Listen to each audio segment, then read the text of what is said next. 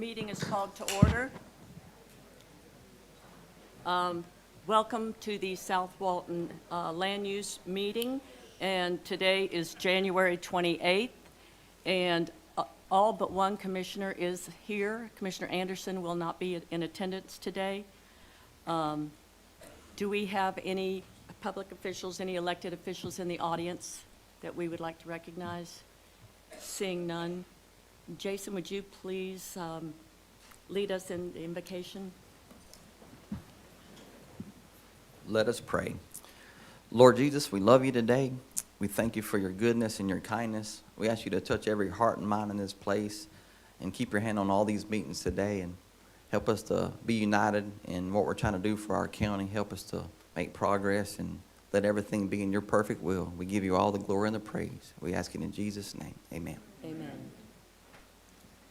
I pledge allegiance to the flag of the United States of America and to the republic for which it stands, one nation, under God, indivisible, with liberty and justice for all.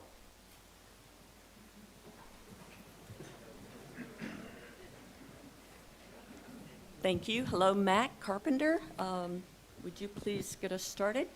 Good morning. Thank you, Madam Chair. Good morning, Commissioners. Matt Carpenter for the Planning Department, CARPENTER. First items we have for you are legislative this morning.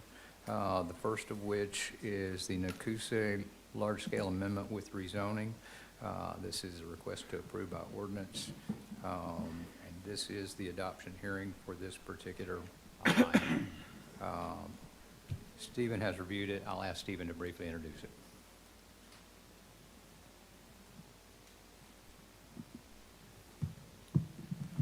Good morning.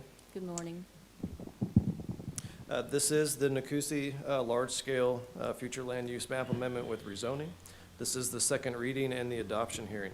This is a request to approve by ordinance. It is project number FLU 24-000015. It is a future land use application with rezoning submitted by Clark Partington on behalf of Nokuse Education Incorporated. They're requesting to change the current future land use from mixed use to conservation or a lesser category, and to change the zoning district from village mixed use to conservation or a lesser district on 100 plus or minus acres. The property is in District 1, identified by the parcel IDs in your staff report. If I could please enter that report into the record. So entered. Thank you. This does look familiar to you. You did hear it on October 22nd. After that meeting, staff sent it to the state for their review. We received a no comment response on November 24th.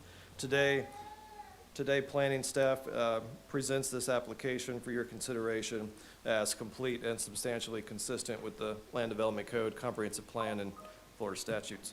I can answer any questions you may have. Again, this is Nokuse moving what is currently a mixed-use portion of land to conservation. I think that's wonderful. I don't disagree. I can answer any questions you may have. If not, I'll turn it over. Any questions? This is basically just a downzoning, correct? Absolutely. Motion to approve. Second. We have a motion and a second. Any comments from the board? Any comments from the audience? Seeing none, we have a motion and a second. All in favor say aye. Aye. Motion passes. Thank you. Thank you, Commissioners. The next item is agenda number 2, the DW Sitework small-scale amendment with rezoning. This is a request to approve by ordinance, and this is the adoption hearing for this item also. It's been reviewed by Ayanna Reed of our staff, and I ask her to present it for us. Thank you.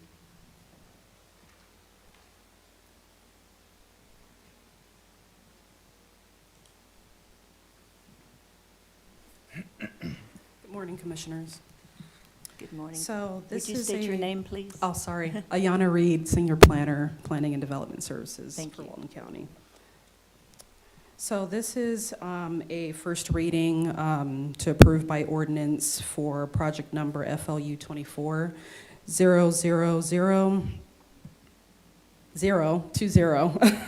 for DW Sitework SSA with rezoning.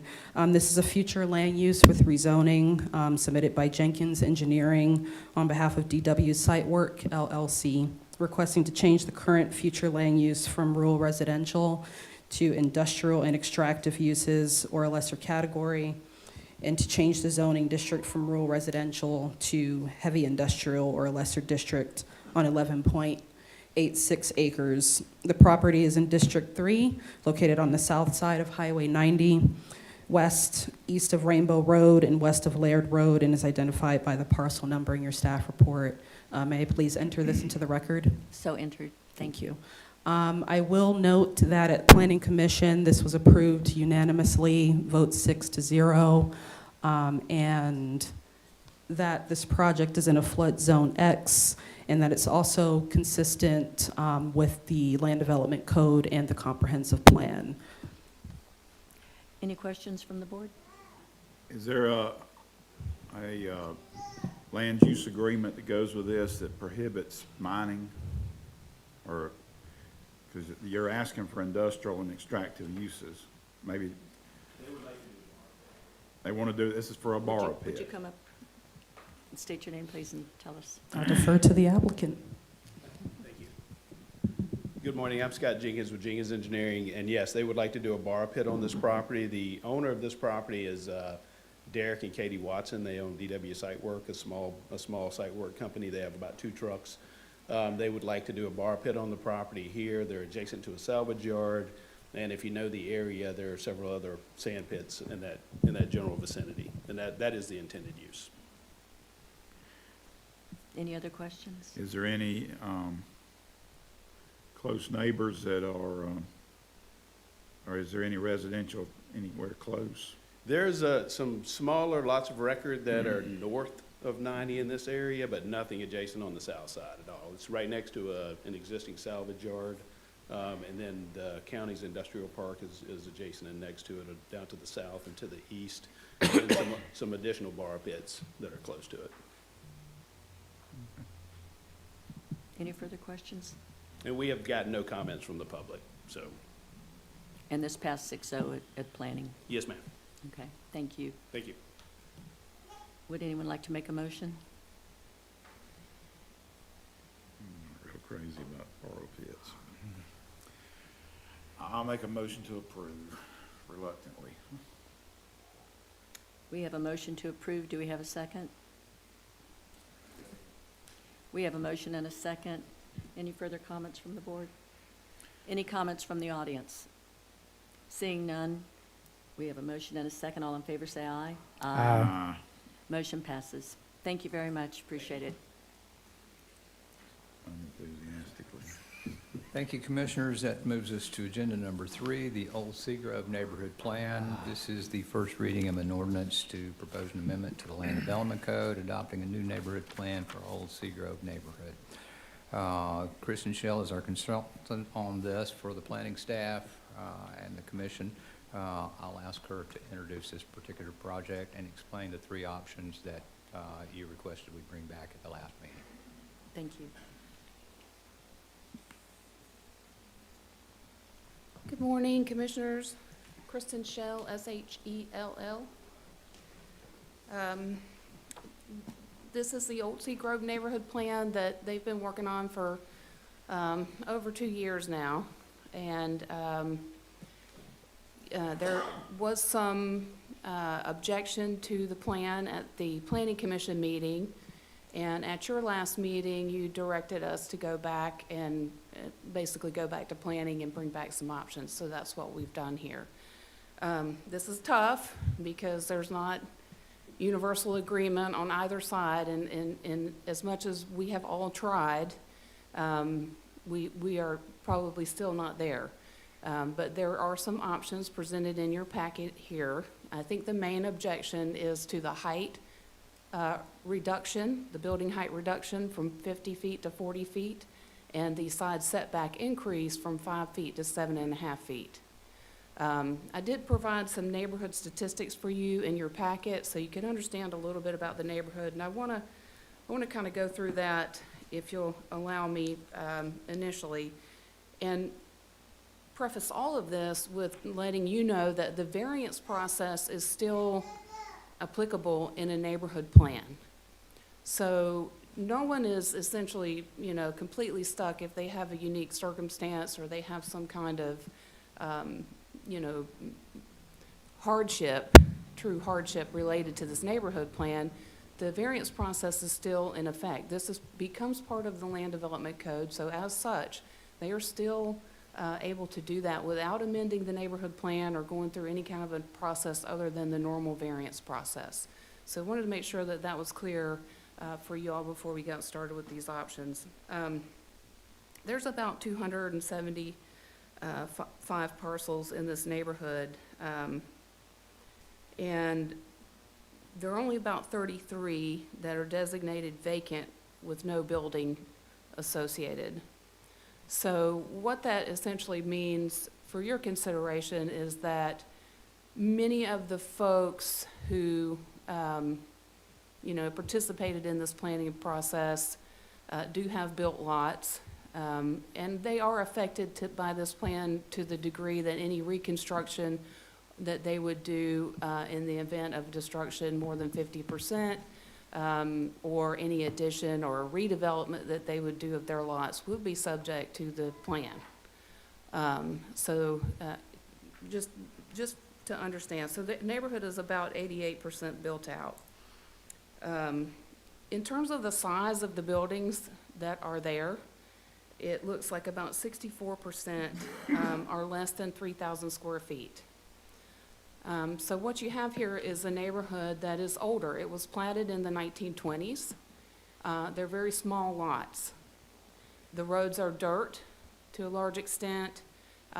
There was no infrastructure included in this development when it was originally developed, because back in the 1920s, we didn't do things like stormwater and enhanced parking standards and all of those standards that you see in a new development.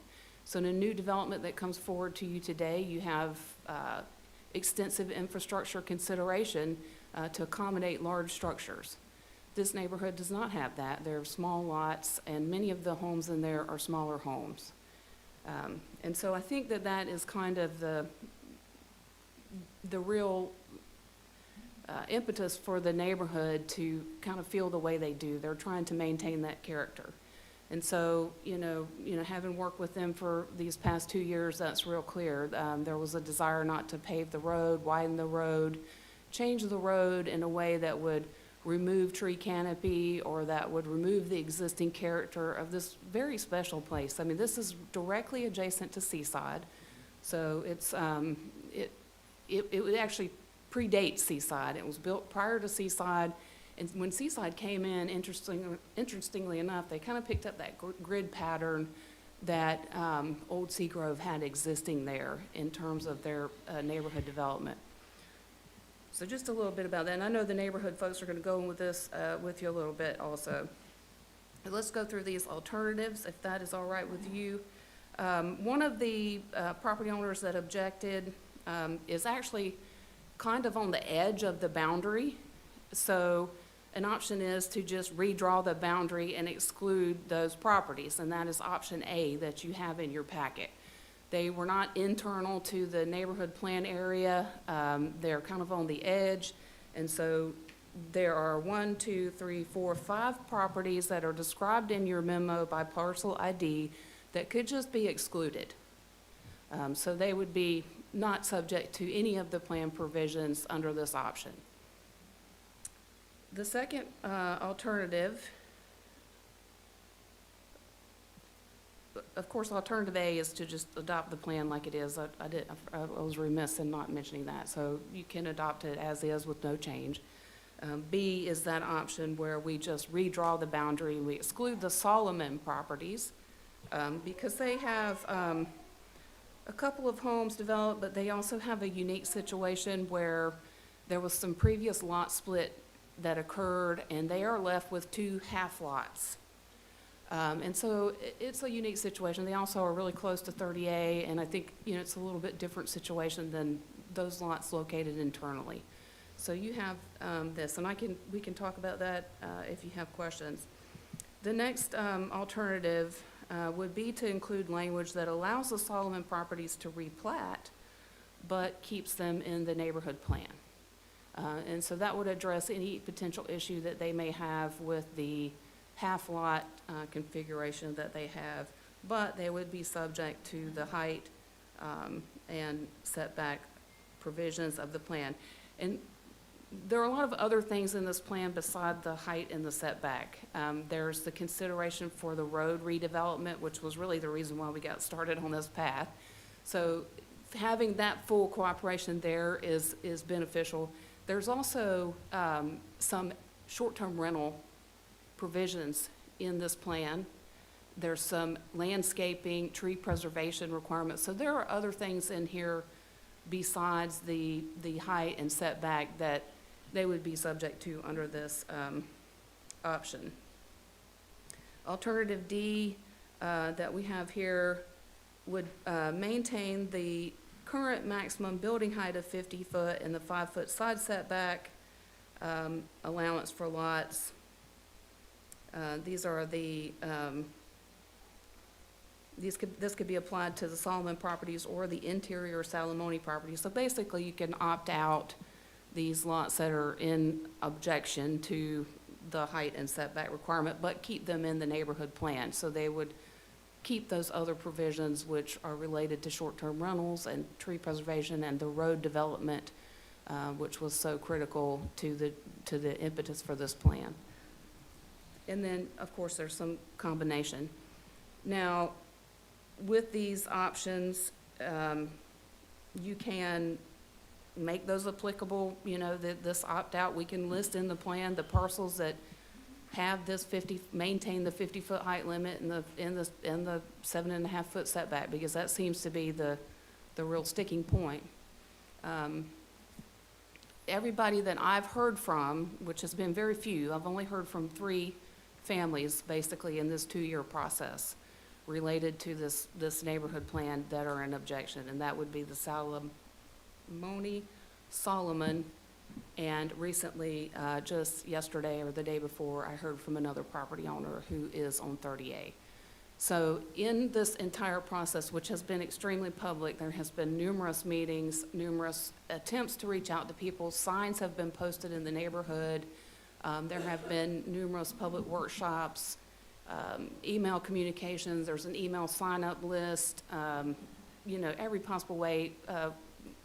Return receipt letters, letters have been sent, you know, voting has occurred. So there's been a lot of opportunity for public involvement.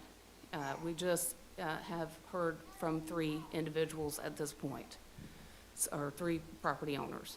So that's what I can lay out for you. I'd be happy to answer any questions that you may have regarding any of the provisions in the code. Can you show me on the map where the Salamone property Yeah, is? so the Solomon properties, if you look at this map, I believe this is the map that's included in as alternative B. So page 8 of 41? Yes, sir. Yes, sir. They are those properties in white that are just on the northwest corner of 395 and 30A. There's a condo there. You see the condo. And then there's another property that is not owned by the Solomons that would have to be excluded. And then there's a little county parcel there. It's a tiny little easement strip, looks like. And then the Solomon properties. When you say northwest corner, are you looking at it from as the land lays, Yeah, if or you're as lo- it's if laid you're- out on the? Yeah, if you're, Do we have any way to? Yeah, put the cursor on. point. Yeah, there you go. Right, the white parcels there, go down. Down, right on the other side of the, right in there, the other side of the street, keep going south. Right there, yes. So under this option, they're just exempted or redrawn out of the boundary. You mentioned replotting those so that they didn't have the split lot or something, what? So if they are not in the neighborhood plan, they don't have an issue with that because they are zoned residential preservation. And residential preservation carries the density of the plat in Walton County's Land Development Code. So there would be no issue. They would just be like they are today. Okay. There would be no conditions on them whatsoever related to the neighborhood plan. Well, you mentioned the other two landowners. Could you show us roughly where they are? So the Sala, they're in, the Salamone properties are interior to the neighborhood, I believe at the corner of Forest and Grove. Is that correct? Yes, yeah. Grove and, so they're kind of smack dab in the middle of the plan, so it's difficult. Put your cursor on there. Grove and Time, do you see Grove and Time?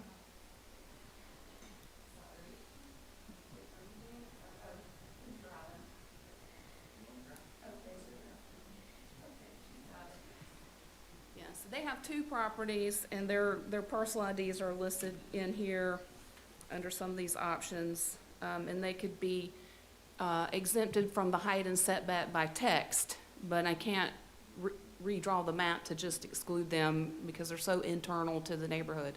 But we could just exempt them from the height and setback requirements by text, which that text is included in this packet. Are there any other houses in that neighborhood that are 50 feet at this point? Yeah, I believe there are, but there are homes that are, like I said, 66% are under 3,000 square foot. So I think where you see the bigger, taller houses is closer to 30A, and on the beach side, obviously. And so, you know, I had discussed with the neighborhood planning committee, you know, would the properties that just touch 30A make sense to exempt, because that's where you find those larger rentals and taller homes, because the view of the beach is an issue on 30A, and that is understandable. I can certainly understand that. The neighborhood planning committee, I think, would object to that, but, you know, for you as a commission, that is an option. Could, Go ahead. So if adopted as written, in the future, is it gonna be possible to build these monster houses, for lack of a better term, or are we in effect stopping that? Well, it depends on what your definition of monster house is. I mean, but I did some quick calculations on the lot size, and I mean, you can still easily get a 7,000 square foot home, you know, even with the height and setback changes. So I don't think that I mean, that's a pretty big house to me, but it's not as big as some of the ones we get down there are 10 and 12,000 square feet, so. Mini hotels. Yeah, But, right. but well, then let me ask this. Are there restrictions on short-term rentals?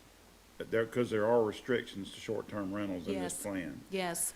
Does that combined with the restrictions on building, is that gonna basically outlaw monster houses? It does, in a way, limit the size of the short-term rentals because it limits them to 6 bedrooms on the rental market. So I don't know that that's a straight size, or that's not an occupancy limitation or a straight size limitation, but it does limit the number of bedrooms that can be used So it would in a make rental it scenario. economically unfeasible. Is that fair? When I worked on the short-term rental ordinance, all those years ago for you guys, I heard quite a bit from the industry that actually the smaller homes were more revenue generating than the larger homes. They rented more often, more frequently, and had a better, rental rate. And that was coming from the Airbnb, rental folks. So, you know, that's certainly not my call, and I can't tell you that. I can just relay what was told to me during the short-term rental ordinance when we had a lot of industry working groups working with us at that time. Well, I guess what I'm getting at is we pass this, and then somebody comes out there and starts building a monster house, my definition of what a monster house would be. And then the neighborhood starts saying, well, wait a minute, y'all, we're not supposed to be able to do that anymore. Yeah. So what I'm asking is this gonna help us to stop that. Because I think most people don't want that, Right. including me. I think that, I mean, this definitely would help to maintain the character of the neighborhood. Again, it's really kind of, I mean, we're not going as far as saying you can have a 3,000 or 4,000 square foot home like the majority of that neighborhood is. 66% of that neighborhood as built is that size of home. So we're not doing that with this ordinance.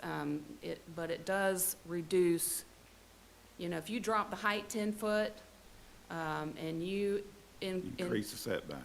and you increase the setbacks and you limit the bedroom number and you also put in the tree preservation requirements that are in there, it would have an effect. Well, I guess what I'm saying is on one hand, I want to make sure that people's property rights are protected. In fact, we have to do that. Yeah. But on the other hand, I think anything we can do to stop monster houses is a wonderful thing. Yes. So that's the debate, and I agree. at least in my mind. I agree.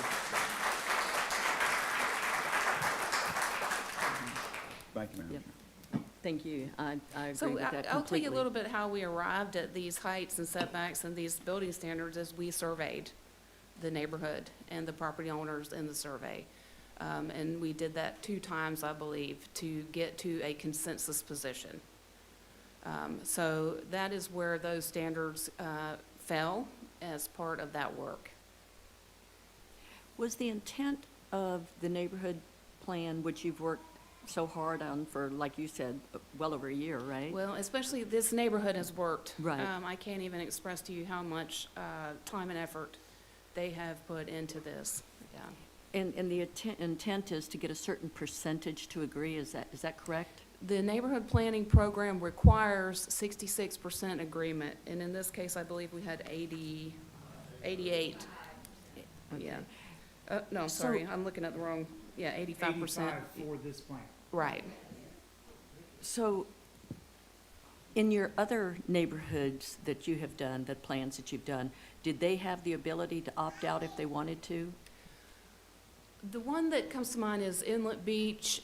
We did an update to Inlet Beach, but in the original Inlet Beach plan, there was a different height allowed, a different density, I'm sorry, allowed for some parcels south of 98.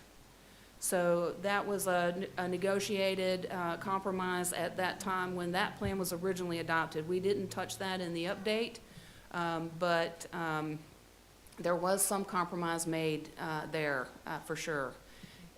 In several of our neighborhood plans do have height reductions, so that is a historical thing that the county has done on several neighborhood planning efforts. Point Washington has a 32-foot height limit. I would like to reduce ours as well. I'd like Drayton to reduce Beach to has 50. a reduced height limit. So you see this sort of pattern of these really special, unique places adopting these different standards. And that program has done that over the years for the county, and I think it's maintained some of that uniqueness in these areas. But it is tough, you know, because you have people with investment-backed expectations, and I certainly understand where they are coming from. Well, on the 7.5-foot setback, that's very standard for most neighborhoods except for PUDs. So, but because of this being an older neighborhood, I guess that wasn't in play at the time. Yes, ma'am.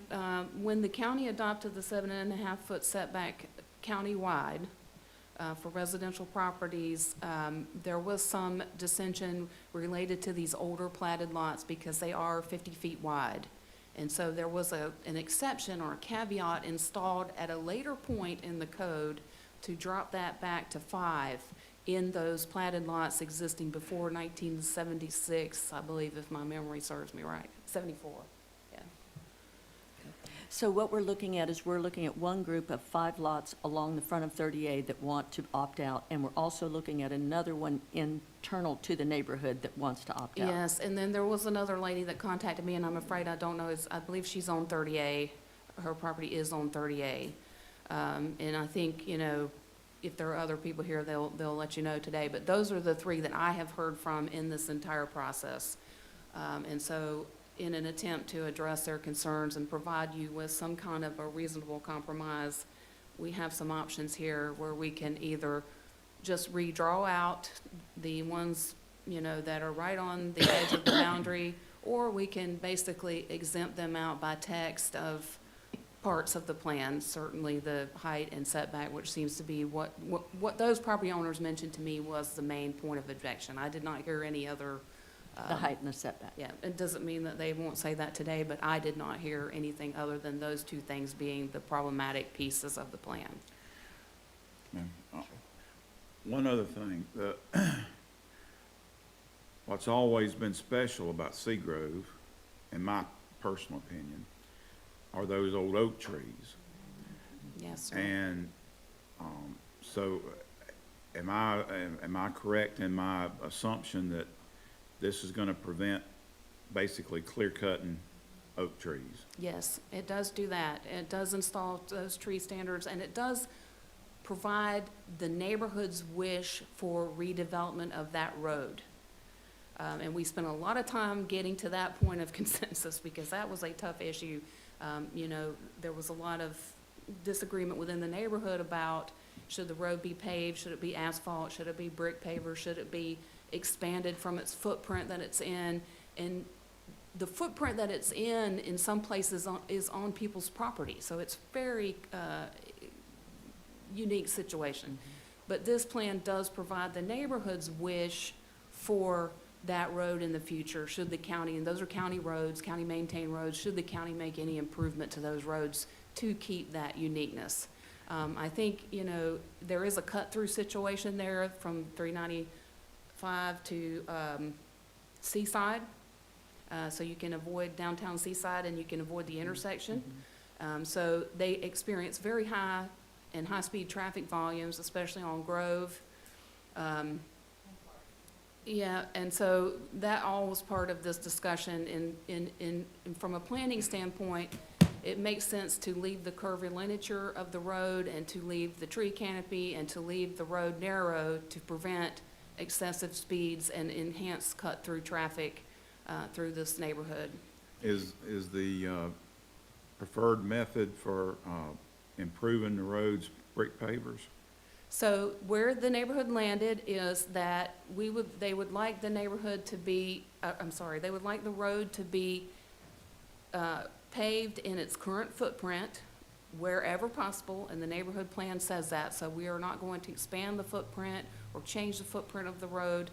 And they are willing to consider an MSBU or MSTU option for enhanced pavement materials, and that would include long-term maintenance of those materials. And so, other than that, all the plan says is keep it in its current footprint, and protect the trees and keep that from being a high-speed thoroughfare through the neighborhood, which just makes ultimate sense to me. I don't think you want to create a cut-through, high-speed volume situation worse than it already is through this special neighborhood. I don't have any problem with the keeping it in the footprint, but the brick pavers would require a taxing district, because Yes. if we go out there and start paving these roads with brick pavers and without any additional revenue, every neighborhood in the county is going to want them, and Yes, we sir. can't afford that. So And that is they understand that That if is we do. understood 100%, and they are willing to possibly explore that, but that would be another project, because those two require survey and you know, you have to do a lot of work to get that put together, as you well know. And if you'll remember, Right. we did one in Mossy Head several years ago that they swore everybody wanted, And then they didn't. and then they didn't. Right. We couldn't even get a Well, majority. then that happens when you come out with the cost estimate, right? And so, but that could happen later. All the plan says is that it stays in its current footprint. It does not dictate a paving material. So I guess what I'm getting at is, there's nothing in here that's gonna force the county to put brick pavers out there. No, sir. Okay. Thank you, Madam Chair. Thank you. There's no opting out of the tree issue, correct? Nobody's trying to opt out of having to keep the trees. I haven't heard that from anybody. Of course, if we redrew the boundary to keep the Solomon properties out, then they would not be subject to those additional tree protection requirements. But again, they're on 30A there. But I mean, this is right next to where we had the tree issue of all Right. times, if you Yes. remember. So, it's, special. What's your recommendation?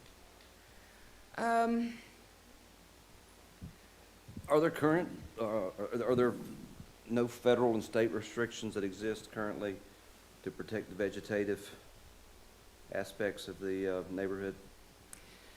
Most of this tree canopy is in the county's right-of-way.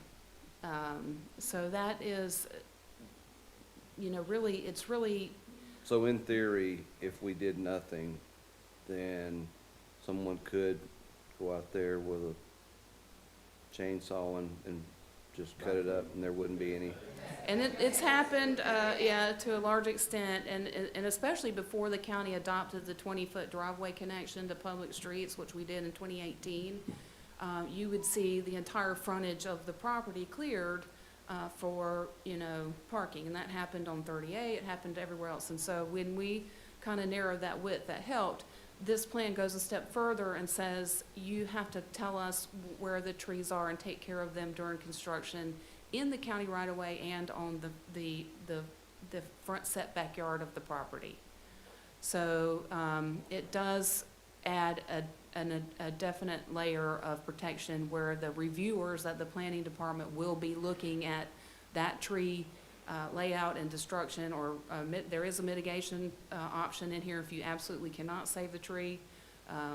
And, that is there. But I will tell you that the Florida statutes do say if any property owner has a tree in a residential area that a certified arborist or a landscape architect says is dangerous to the structure, diseased or dying, it can be removed.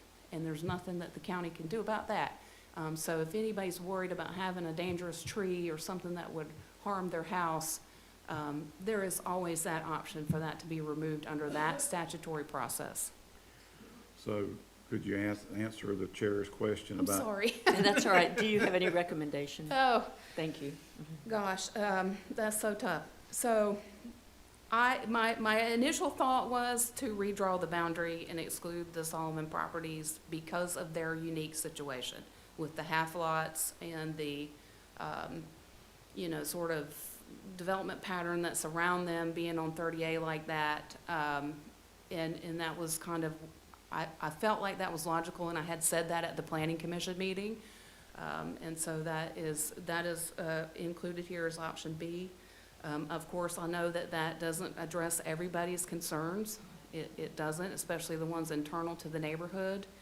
And the only way to really address their concerns is just to write them out. And, if we do that, I would suggest, making it the height and setback or whatever the true problem is, and not just throwing everything out, the roads and the, short-term rental considerations that everybody has worked so hard on, the tree preservation, all of that would be thrown out if we just exempted them totally from the plan. Definitely don't want to do that. I have a feeling we're gonna hear from those property owners. Yes, you are, and I. We'll get to ask them. And I'll be here. Whatever you need from me, just let me know. It's always a pleasure to work for Walton County, and this has been a fun project, even though it's been a lot of controversy. And I hate to bring that to you. That's not usually my way to go, but just let me know what I can do. Thank you, Kristen, very much. Appreciate all your hard work on this.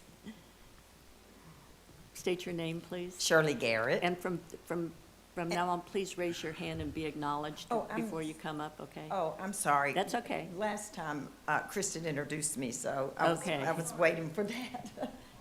This is Shirley Garrett. Has Garrett,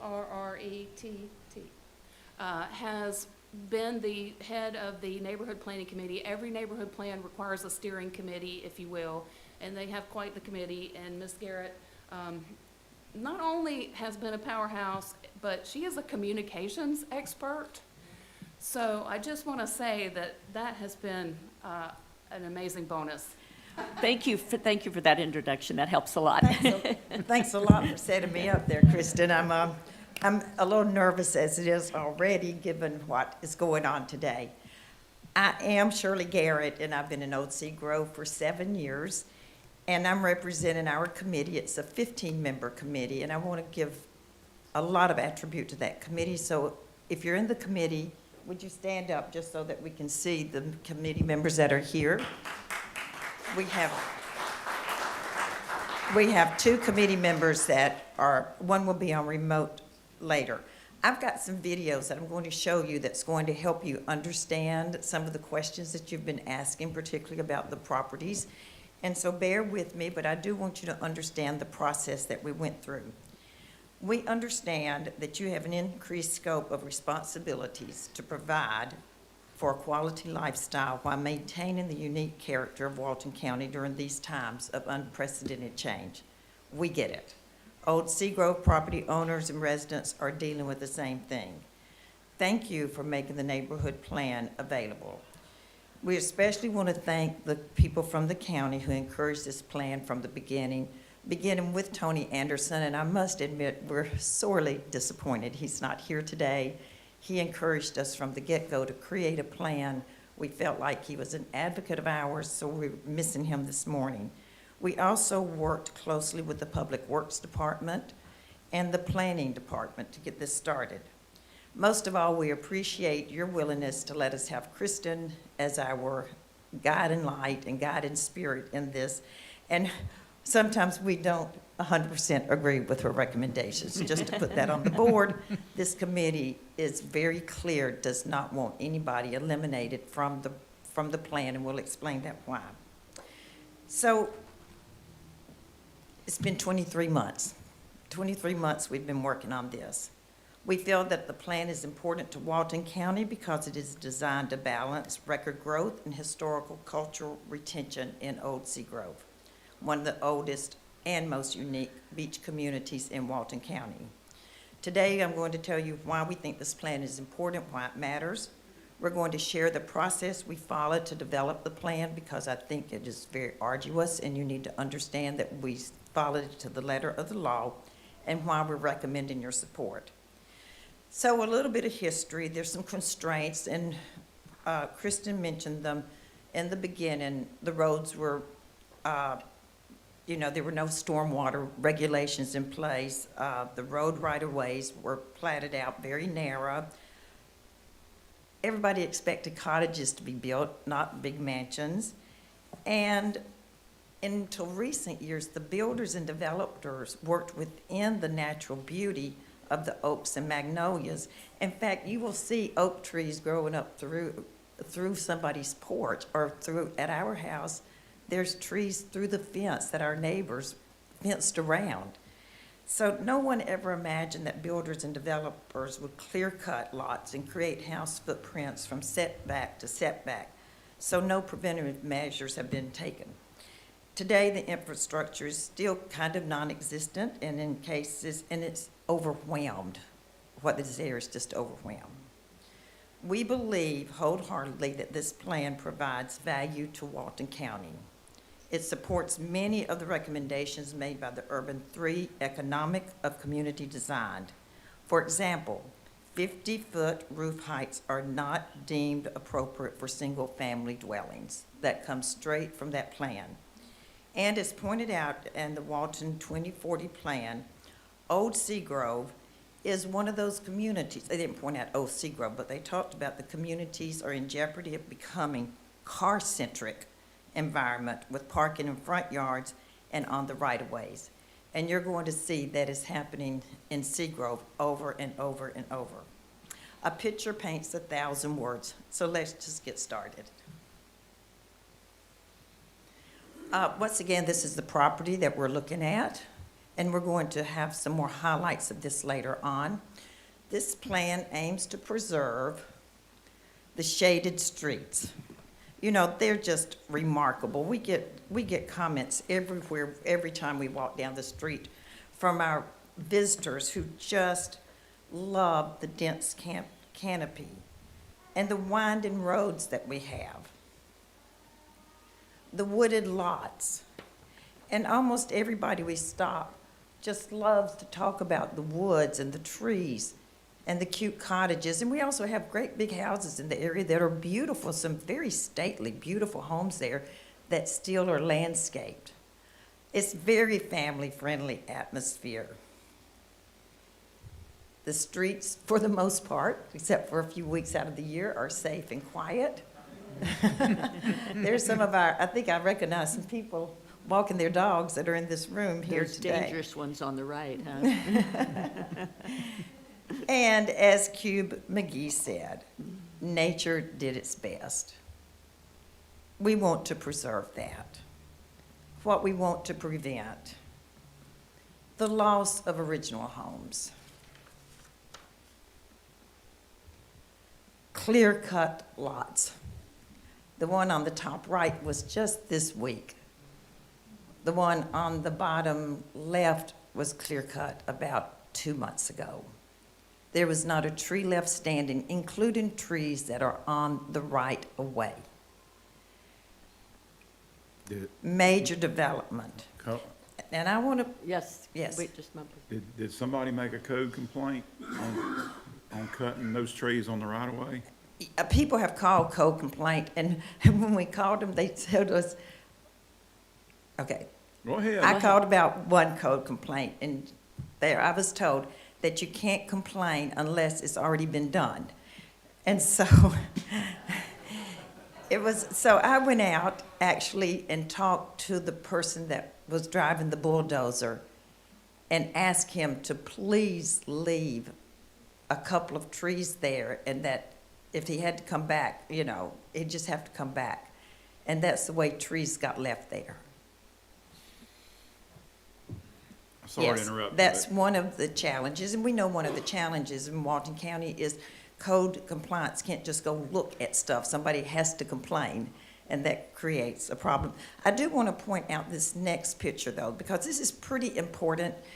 This is not in our neighborhood, but it's just a few blocks over. This is Seagrove Heights. You may remember where the Cowgirl Kitchen was. Mm-hmm. Now, if you notice these pictures right here, it looks like, well, that's not such a, big deal. But if you go on the website and look at the picture of what is planned there, it is 7 houses, virtually wall to wall. That big oak tree will be taken out before that plan is finished.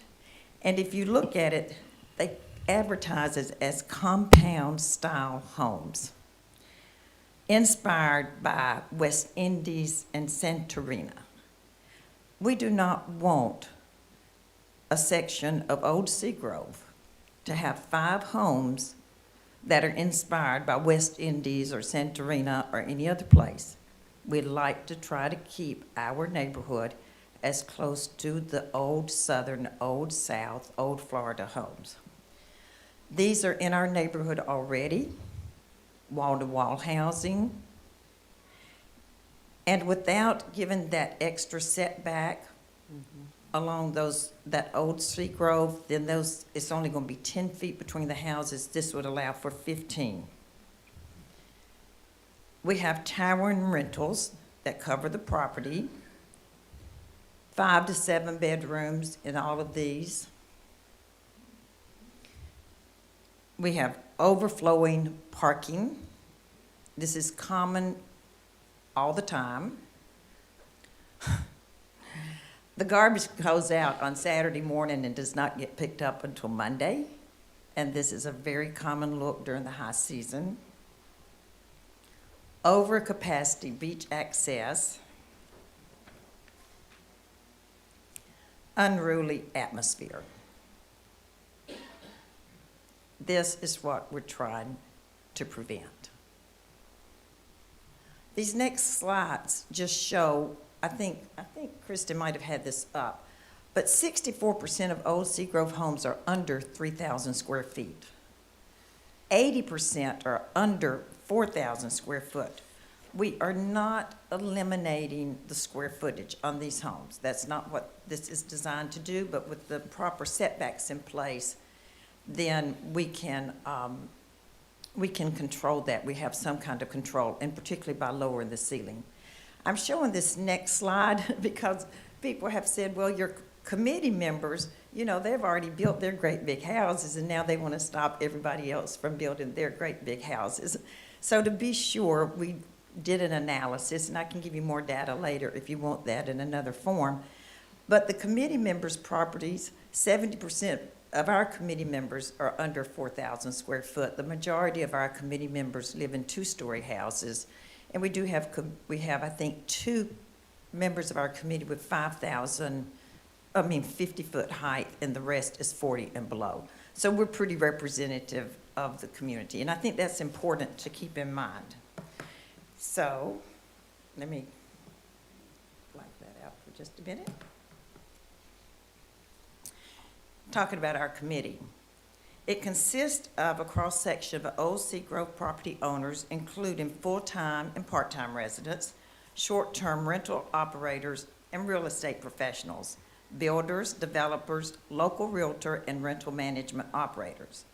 This mix is significant because it represents our very diverse property owners and incorporates various perspectives from the community. We want you to understand that we did more than develop the plan before you. We recaptured the spirit of what neighborhood means and quickly became a unified group of people who value and want to protect what is unique about Old Seagrove. A shared vision started taking shape, friendships developed and deepened, and a sense of community once synonymous with Old Seagrove is being restored. Together, we support protecting and preserving what makes our neighborhood special. We don't want to lose that. So here's what we did. From the very beginning, we developed a neighborhood email newsletter to keep everyone updated each step of the way. We just stop anybody on the street and say, do you have property here? Can we have your email? People kind of look at us, and they finally figured out we were up to good. It resulted in a very large opt-in database. We now have an amazing social media presence. If you're not on it, you need to go to the Old Seagrove and follow us on Instagram. People have commented that it's more professional than most professional Instagrams. We worked with the Sheriff's Department and Seaside to better plan for the peak seasons, especially working to offset potential chaos along 30A when teen gatherings exceeded safety numbers and threatened our property and peace of mind. We went far beyond the scope of developing the plan. This process has given our neighborhood a stronger voice, a clearer identity, and renewed passion for its preservation. We also believe deeply that when you leave 395 and go west at this intersection of 30A, there is a spirit that is invaluable and unlike any left on 30A. If you go east or you cross over Eastern or Western Lake, it just becomes a whole different spirit. The residents and property owners are a unique mix of diverse population. This can be challenging, and yet through the committee's commitment to inclusivity, we are certain that we included every concern as we created the plan. We share this with you because we want you to understand that despite our diversity, through careful and thoughtful processes, we discovered what was of greatest value to the majority of the community. We experienced overwhelming support to protect the quality of life for residents and visitors. We do like our visitors in our neighborhood. To preserve the unique neighborhood character, in particular by increasing tree protection, reducing building bulk, and saving the footprint of the roads. So, you know, we just got together and asked the group what they wanted. We asked the community what they wanted, and that's what the plan is all about. So I want to give you a timeline that follows a little bit. I'm right here. This all started, actually February 2023 is when we started, and we had the road paving initial, and as you know, that was not very well received, and actually didn't take it long before it was taken off the books. But by March, we had an informal committee, and we hosted in April a neighborhood plan where we had 50 people in person and 50 people on Zoom. And we just asked people what they wanted. Then we voted to pursue the plan through the county and had 92% of approval, and I think we had 44 people voted on that. I mean, we've had unbelievable voting turnout. I can get you those specific numbers. From then, it just went through the standard process. And we had all the meetings we were supposed to have in order to approve the plan. So some of the figures you might want to be aware of are these. 92% wanted a neighborhood plan land. 85% approved this plan. 80% of the surveys we did ahead of time wanted reduced height limits. 67% of the residents wanted increased setbacks, and 70% of the residents would accept additional cost, respondents would accept additional development costs, meaning tree surveys and replacement requirements in order to protect the plan. So just wanted to give you an idea of how it all came about. The duty of this committee was to understand and reflect the majority opinions and desires of our neighbors with a plan that protected our trees, reduced the building bulk, preserved the neighborhood character, and support a unique quality of life. We took that very seriously. Through an exhaustive review of other neighborhood plans and countless discussions, we drafted our plans, sent it to Kristen for review, regrouped, renegotiated, and the final draft went out in June. We want you to be confident that we listened to our neighbors, did our due diligence about what could and could not be in a plan, and debated respectfully about every recommendation you find in the plan. We examined every recommendation and compromised to keep the plan from being overly restrictive, yet still achieve the goals of the majority of the property owners. We want to assure you that this process was done thoroughly, transparently, and with many opportunities for input, discussion, and feedback from all property owners. There is no doubt that interested property owners had the opportunity to stay informed every step of the way. We received no pushback on this plan till after the plan was submitted for voting for the final approval of the county, of the residents. Because of the systematic and strategic steps we took, which were quite arduous, we are confident the final plan represents broad agreement among property owners as reflected in the 85% approval rate of the draft. I'm going to go ahead and show you, because we do have some slides that might help you understand more about the properties that want to be exempt. Shirley, let me ask you a question, please. You are speaking on behalf of everyone on your team, correct? Yes. Okay. Okay, so she is speaking for you. Okay, thank you. Yes, and thank you for that, Donna. I'm sorry if I didn't make that clear. No, no, if I was speaking for myself, I'd have a lot of different things to say. Well, I know, I just want to make sure that they know we understand where you're coming from, so they don't have to come up and say Right, it as well. okay, no, okay, yes, I am speaking on behalf of this committee. And I'm speaking on behalf of this committee because, quite frankly, the person who was going to speak could not be here today. So I'm speaking on behalf, okay. Well, you're doing great, So thank you. there should be no exemptions, and this is why we feel like there should be none. We follow the process. We got the support. We feel like we have a duty to our neighbors who voted on this not to change it all of a sudden at the very end. I mean, they voted 85%, and we only had to have 66%. There is a variance process in place, and some of the arguments do not hold up under scrutiny. This is the corridor of Old Seagrove. This is on the southeast from Dogwood, looking at the beach. The beach is on the right-hand side, on the other side of those homes on the right. All those are not mansions along there. This is a view from Time Street, where there's one very large house, two right there.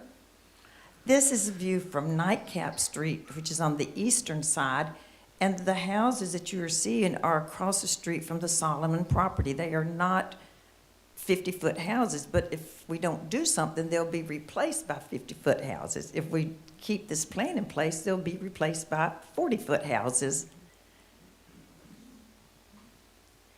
We got a letter from Jane. She sent to our committee and said the property should not be, that she felt like the property should not be devalued because of the plan, that they are in a commercial area, and that they're surrounded houses over 50 feet. They are not in a commercial area. There's not a commercial building next to them. There's a 50-foot home across Nightcap from them. And there is no proof that property values go down. In fact, you know, a lot of communities tell us, Grayton Beach, they're convinced that their property values are great because of the size restrictions.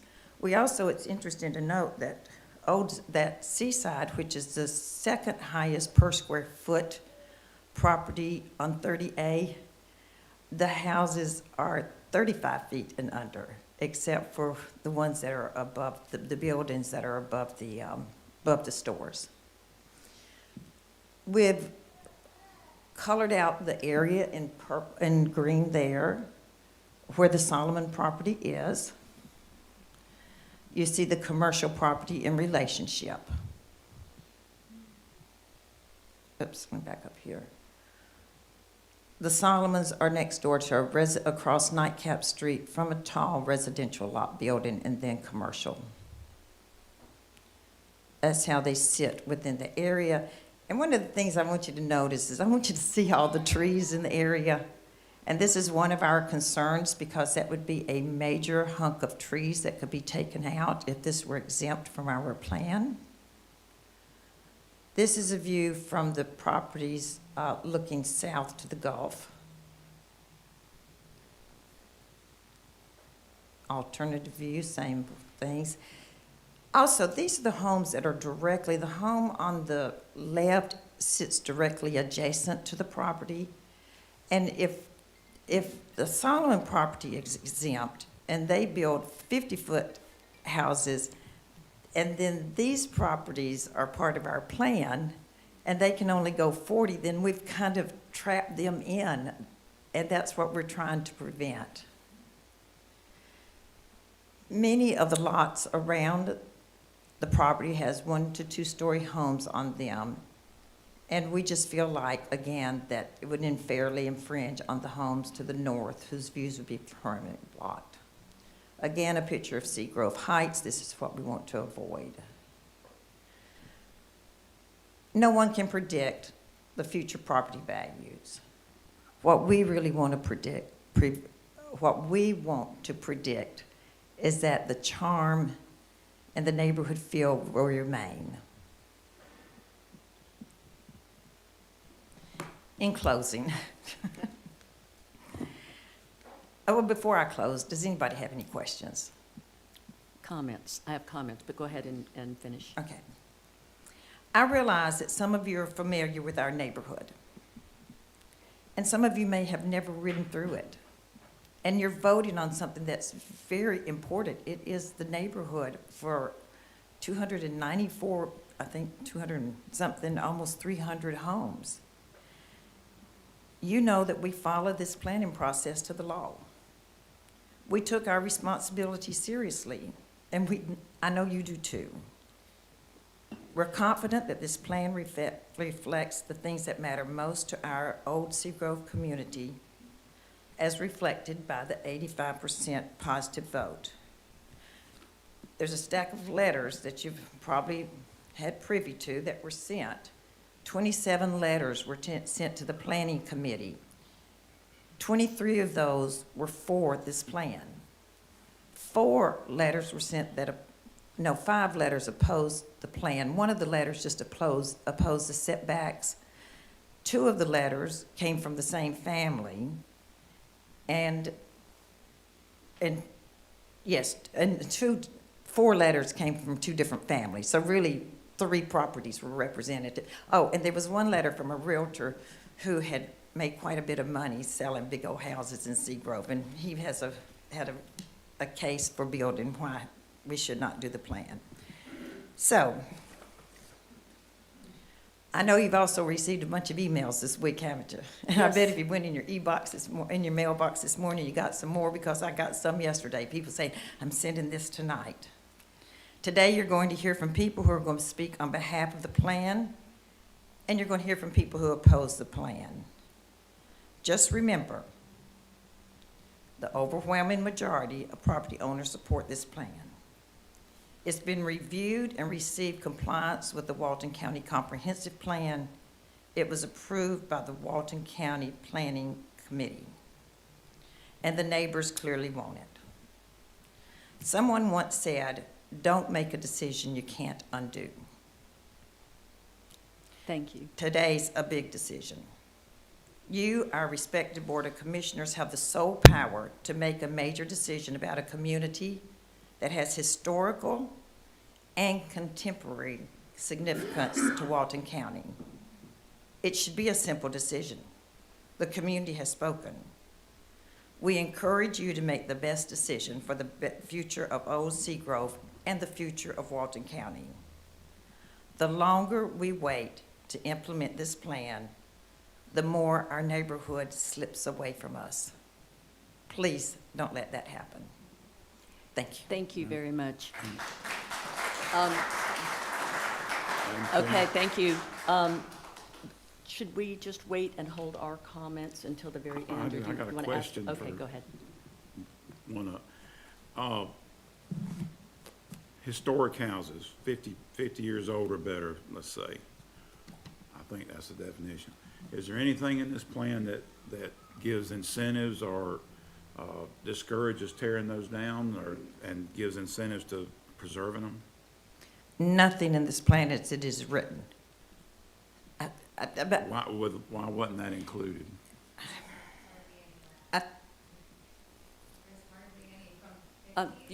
Would you please come up and state your name if you're going to make a comment so we can hear you?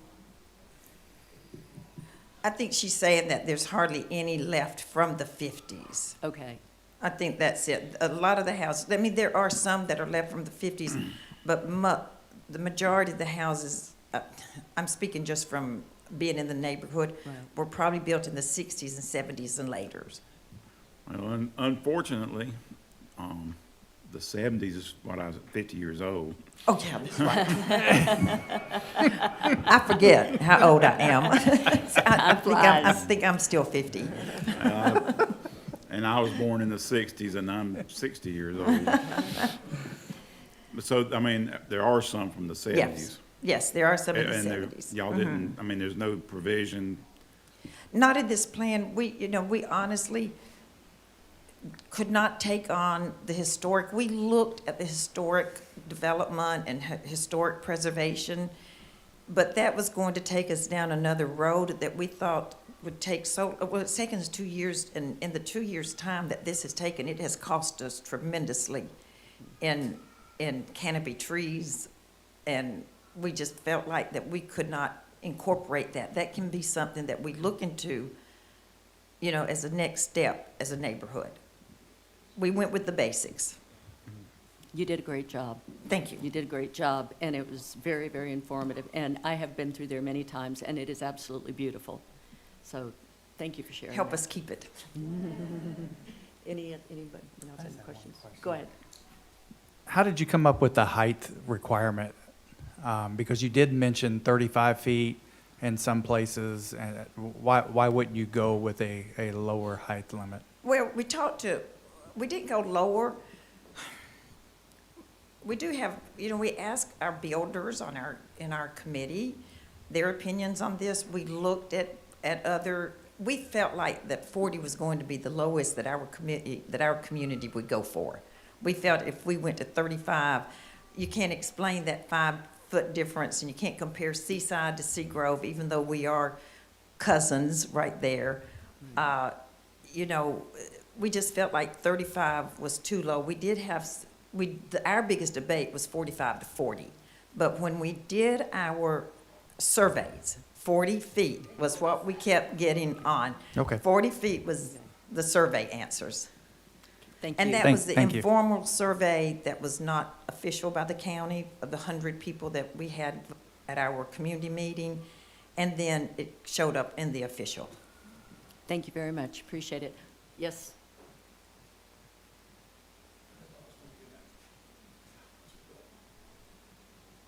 Come on. one at a time. Hey, I'm Jane Solomon, and my grandmother purchased the property, the Solomon property, in 1938. We have a home that was built in 1937 on this property. We have a home that was built in 1976 on this property. I personally am a federal contractor in the area. I employ people in this area. I raised my daughter in this area. I was on 2 school boards, and I vote here in this area. I'm not a second homeowner. This property is commercial, and I will tell you why. If you've been and looked, we do have a bunch of beautiful trees on the property, but those were planted by my grandmother. Every tree in that community and those half lots were property that she owned and gave to her sisters back in the day. Recently, we have been helping the county with this property, and it's why we call it commercial, is because if you'll remember, we had to bury the power lines in the last 7 years. Nobody else wanted to help with those burying of the power lines, so we did. We helped the county, we helped Mr. Powell, and we were able to put a transformer on the corner of our property. So we worked with Shelco and let them put the transformer that gives electricity to this beautiful community, and it's on our property, so I consider that being very commercial. Just recently, Mr. Powell called and he said we have a really bad water issue in the county on 30A. We really need to do some French drains and do some drainage issues, and we're going to have to go onto your property and on the easement. My sister and I both said, absolutely, we don't want, it looks awful how it was. We'll do anything to help. So we allowed the county to come on our property, place the French drains, and in the meantime, we had 30-year-old landscaping. So I'm 56, I've lived on this property for 56 years. 30-year-old landscaping, we allowed the county to cut it out so that we could get the French drains, so that we can make this community better and make Highway 38 safer and the bike path safer. So I think that our property is very, very different from what they are trying to do in their community. If you look back in, I guess in the last 3 years, at most of the rest, if you contact Sheriff Atkinson, the most of the rest during spring break have been on our property. Because of how our property flows from Nightcap to Live Oak, it becomes a thoroughfare for teens and everyone coming off the beach. And plus, our property is on both of the county public beach accesses. So, talking about the trees, we do have a few beautiful trees on our property, but they're mostly magnolias that my grandmother planted years and years ago. Some of the other trees, like on my house, which was built in 1976, and it was built by Hayward, and it needs to be torn down. It's rotting down at this time. On the corner of Nightcap and that, and my house, there a beautiful lady just took pickets down, which was the old small store, and we now have a 50-foot building. My sister's house is in the middle, it is 50 feet. So trying to exclude us, and put us in with this 50-foot height limit would extremely devalue our property. It would, extremely devalue. And I think for owning property for 86 years, we should not be in this plan. Thank you. Thank you very much, appreciate it. Any questions? Yeah, I do. The 1937 house, what's the plan for it? So it is non-habitable at the moment. We have tried to have an urban planner and an architect come in to try to see if we could salvage it, because a lot of it is still the old pine that came from the Point Washington sawmill. So we have a plan that we were trying to preserve it. It is very, very, very costly, so we have not made that decision yet. I think right now it's the oldest standing home in Seagrove, as far as I know. Thank you, appreciate it. Any other comments from the audience?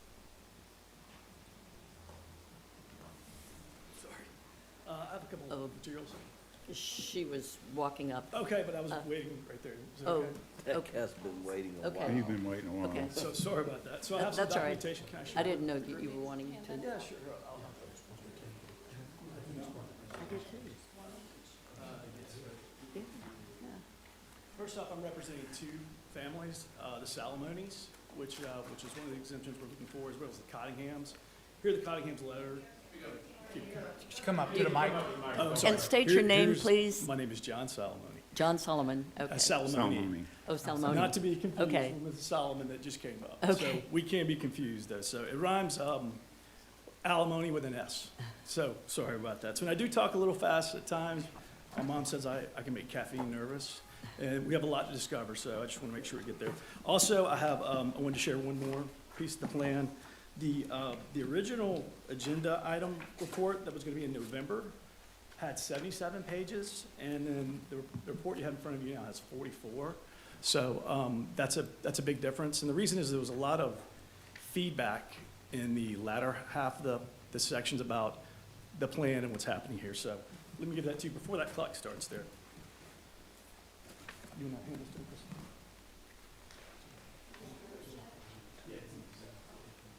So what this is the difference between the two plans. So, again, my name is John Salomoni. I represent 4 tracks as well as the Cottinghams. We were on Time Street, so just wanted to make sure that you guys are aware of that. There's a lot of information in these that I just saw. We were talking about 80 this needs to go down right there. Sorry about that. The tabs are what's important. The 85% approval plan, I'd be curious of that vote, because there's a lot of 85% of what? Right, so we're talking about all the parcels vote, to half the parcels vote. So those are some concerns there. Our stance on this is we just want to be exonerated from the building concessions. We have owned property since 1976. We've owned a lot since 1982, so for over 4 decades, our family has been a part of this community. The Cottinghams who are next to us, they also have been here for over 30 years. Where is your lot? My lot is on Time Street. It's 201 West Grove Avenue in Is south it of Time. inside? Yeah, and I'm about to show you that. I actually have a Okay. map. Okay. So I know that we tried to show it earlier and didn't have some details. I printed out a nice map for you. So our stance is just simply, we like what the association's doing. We're for trees, we're for a lot of those things. We've been in the community for over 40 years, right? So we've seen people come and go.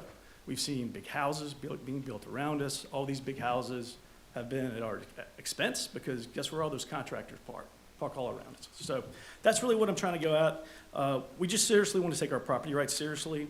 My parents were 2 educators. The Cottinghams was a secretary for the education system in Alabama, and her husband was a state trooper for Alabama. So we bought early in '76. Obviously, teachers' pensions and salaries, you can't buy on Time Street now if you're a teacher, right? So it's very challenging. So if you'll go to the 3rd page, this shows you the specific lots that surround my parents' property. Do you see the little blue sticker? The blue sticker there? So that is our property. So each of those dots represent a house over 40 feet tall. So we were talking about how some houses aren't surrounded by 40 feet tall house. We are. We are actually completely surrounded. So these 4 lots we've had forever. We've been good neighbors. We never run our property. We have the original houses. We welcome people, we help people, we get their mail, things of that nature. We've always been a part of this community. My parents being teachers, we spent every single summer down here. So it's been something where I've been through 45 spring breaks on my own, and they get interesting every year, but we deal with it because we know it's part of advancement. So if you look at this specifically, there are 45 houses that are already over 4 feet or already approved to go over 40 feet. In that little sector, there's about 150 homes. So 30% of those houses are already over 40 feet. So that's pretty important. Also note on the backside, when you get to Canal Street, the lots that we have, the ones on Canal Street are 3 to 4 times the size of ours. So I went to the tax records and confirmed all of those. So when you diminish our rights and squeeze our property, it's much different than squeezing a 0.4 or 0.3 acre lot or 0.11, right? So it's serious.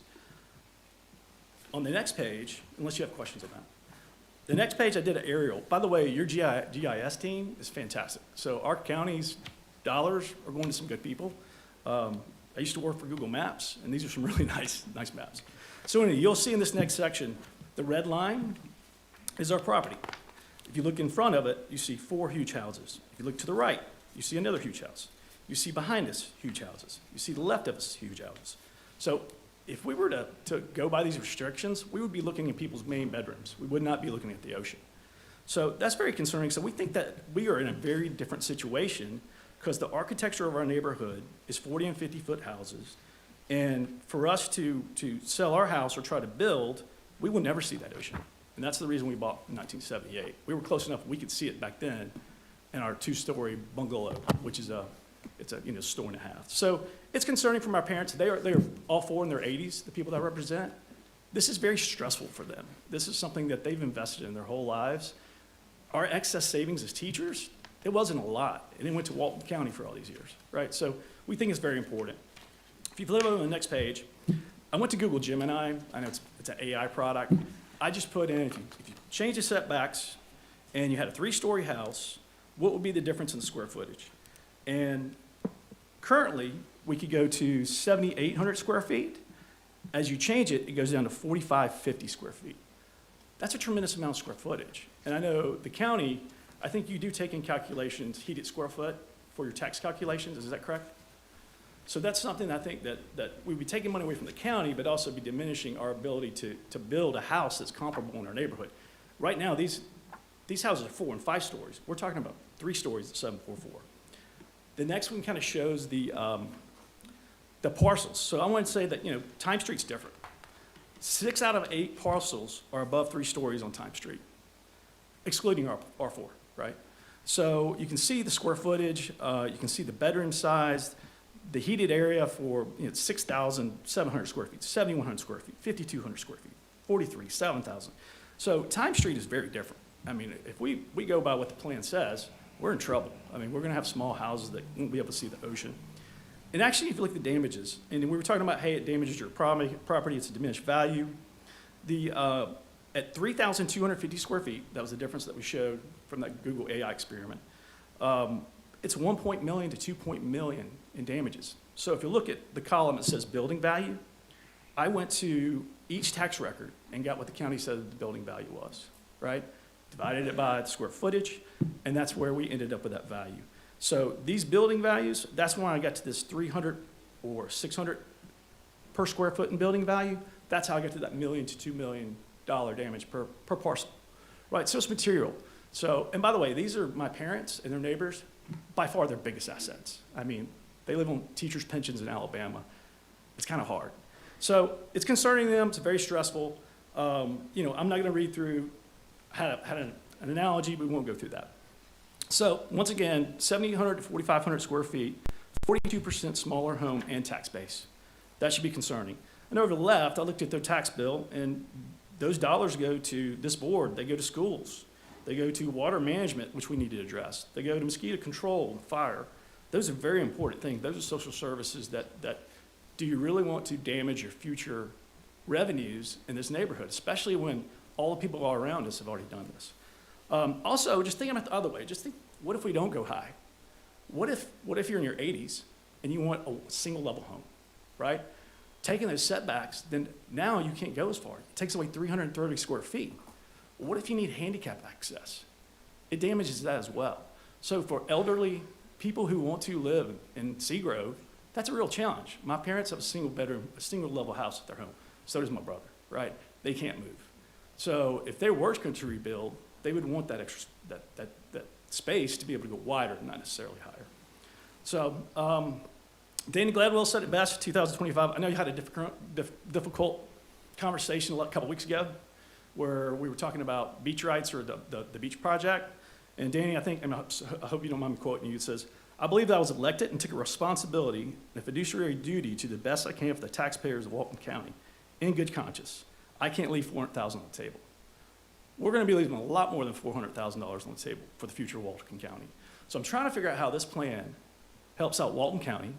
How does it help my parents out? It doesn't. So I don't quite see it. They were educators. You're going to take money away from educators. I'm not sure if that makes sense. So let's go to the next page, please. All right, so I did have some concerns. So I did send you the other packet, which was larger, the 77 pages. It has people's support for this association plan. So the support is a little concerning. So you can see right here in this particular one, it says we are saddened by the houses that have gone to close to these huge hotels in my way of thinking. This person wrote in twice, right? So, and they live on 69 Hickory Street. Sorry, I don't have my reading glasses on. If you flip over to this next page, that's 69 Hickory Street. It's 100% the Old Seagrove plan. Established 2023, and guess what? It's directly behind my parents' property. All those ones that surround our property, this is one of them. And it's concerning because they're as high as they can go. My parents built a property, they can't look behind them, they can't look in front of them. So that's something that I think that we really need to dig a little deeper onto who's for this plan and who isn't. If you look at the larger documents, I actually tagged different people who were saying they were for the plan that didn't. Also, those 45 houses that I showed you that were already above 4,000 square feet, they probably don't care to vote, right? So when we're talking about 85% people have approved the plan, I can tell you 45 houses probably don't care about it, right? And I know we four care about it, so there's close to 50 people who like take those out of the numbers. So what are we talking about, 85% of what, right? Because those constituents do not care about setbacks because they're no longer there. So it's almost like it's a use it or lose it. We've been here for 47 years. They just put in the building restrictions then, I think it's August of 2024. My parents are in the 80s, they've been in the hospital, so are the Cottinghams. How can we possibly fight this? So as we go into the next stage, here's the Old Seagrove plan letters. They are very well organized, and you know what? I'm impressed about how you guys have done some really good work. I mean, I'm not kidding. I think you guys are trying to do the right thing. Obviously, I'm trying to do the right thing for my parents. So it is a little one-sided, though. So, you know, you can see how can we help, you know, and I think you can see right here, there's the uneven application to different vendors will affect the other neighbors. Well, we're already affected. We're already surrounded by these huge houses. So saying that we can't build, we're nominally. Also, don't know what to say. I thought this one was kind of funny. The committee said, this was 2-3 days ago, if you don't know what to say when you come up to the committee, we'll coach you. That's collusion. That's collaboration. And it's one of those things where it's like, there was no one coaching me about what to say to protect our plans. So it's like me talking to NBC versus Fox News. Like, why does anyone not help coach me about how we can keep our property rights? So we're asking to be excluded. That's it. We don't want to cause any problems with our neighbors. We've been here forever.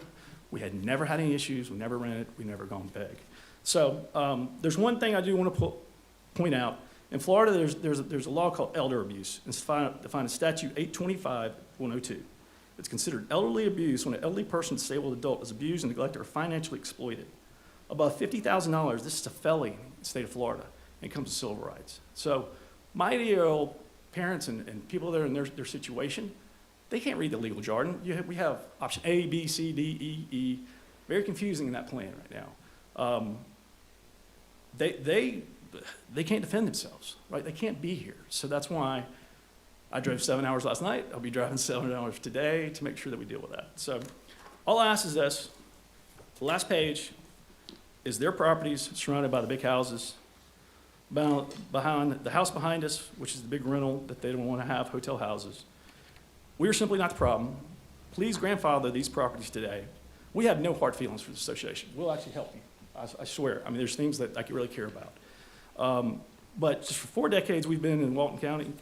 Let's not restrict our tax base. Pay your civil servants the best possible. My parents, they were civil servants. We have always encouraged new residents and accepted their decades of change around us. Were we foolish in doing so? So that's all I had. What questions do you have? We're not saying you can't build. It's just adjusting the size a little bit. It's the way you put it, it's as though we're stopping you from building. We're not stopping you from building. Correct, yeah. So Don, I appreciate the question or the statement. On a .11 lot, it reduces the buildable square footage by over, I think it was like 3,000 square feet. So that's significant. And if you look at the building per square footage is between 300 to 600. Those are $1 million to $2 million differences in what you can build in a house and sell it for. So it is. And also, like I said, if you can't go wide, you can't do handicap accessible housing if you want a 1-story. So that's also concerning. So if elderly people can't build homes that are 1-story flat because they want to squeeze them in, that's not necessarily right for everyone.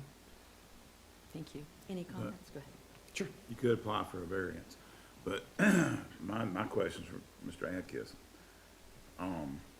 Is there any validity to passing this would violate the silver or the elder abuse statute? I don't believe that's what that statute encompasses. I don't believe a cause of action would exist there. Don't know whether we'll hear about it today. We certainly heard about it at the planning department, or at the planning commission level. While I don't think it violates that statute, I would expect that the claim that we heard about there, and we may hear about again today, is there is a potential always claim for Bert Harris in these cases. That was my next question. That was Because this is a voluntary, this is a neighborhood plan that does not, in our code, let's be clear, does not require 100% buy-in. But it is a situation where we will be unilaterally changing someone's vested rights. And that does come with potential exposure to the county. Thank you. Madam Chair. I really appreciate y'all's time, everyone. Thank you for Thank considering you. this. Appreciate it.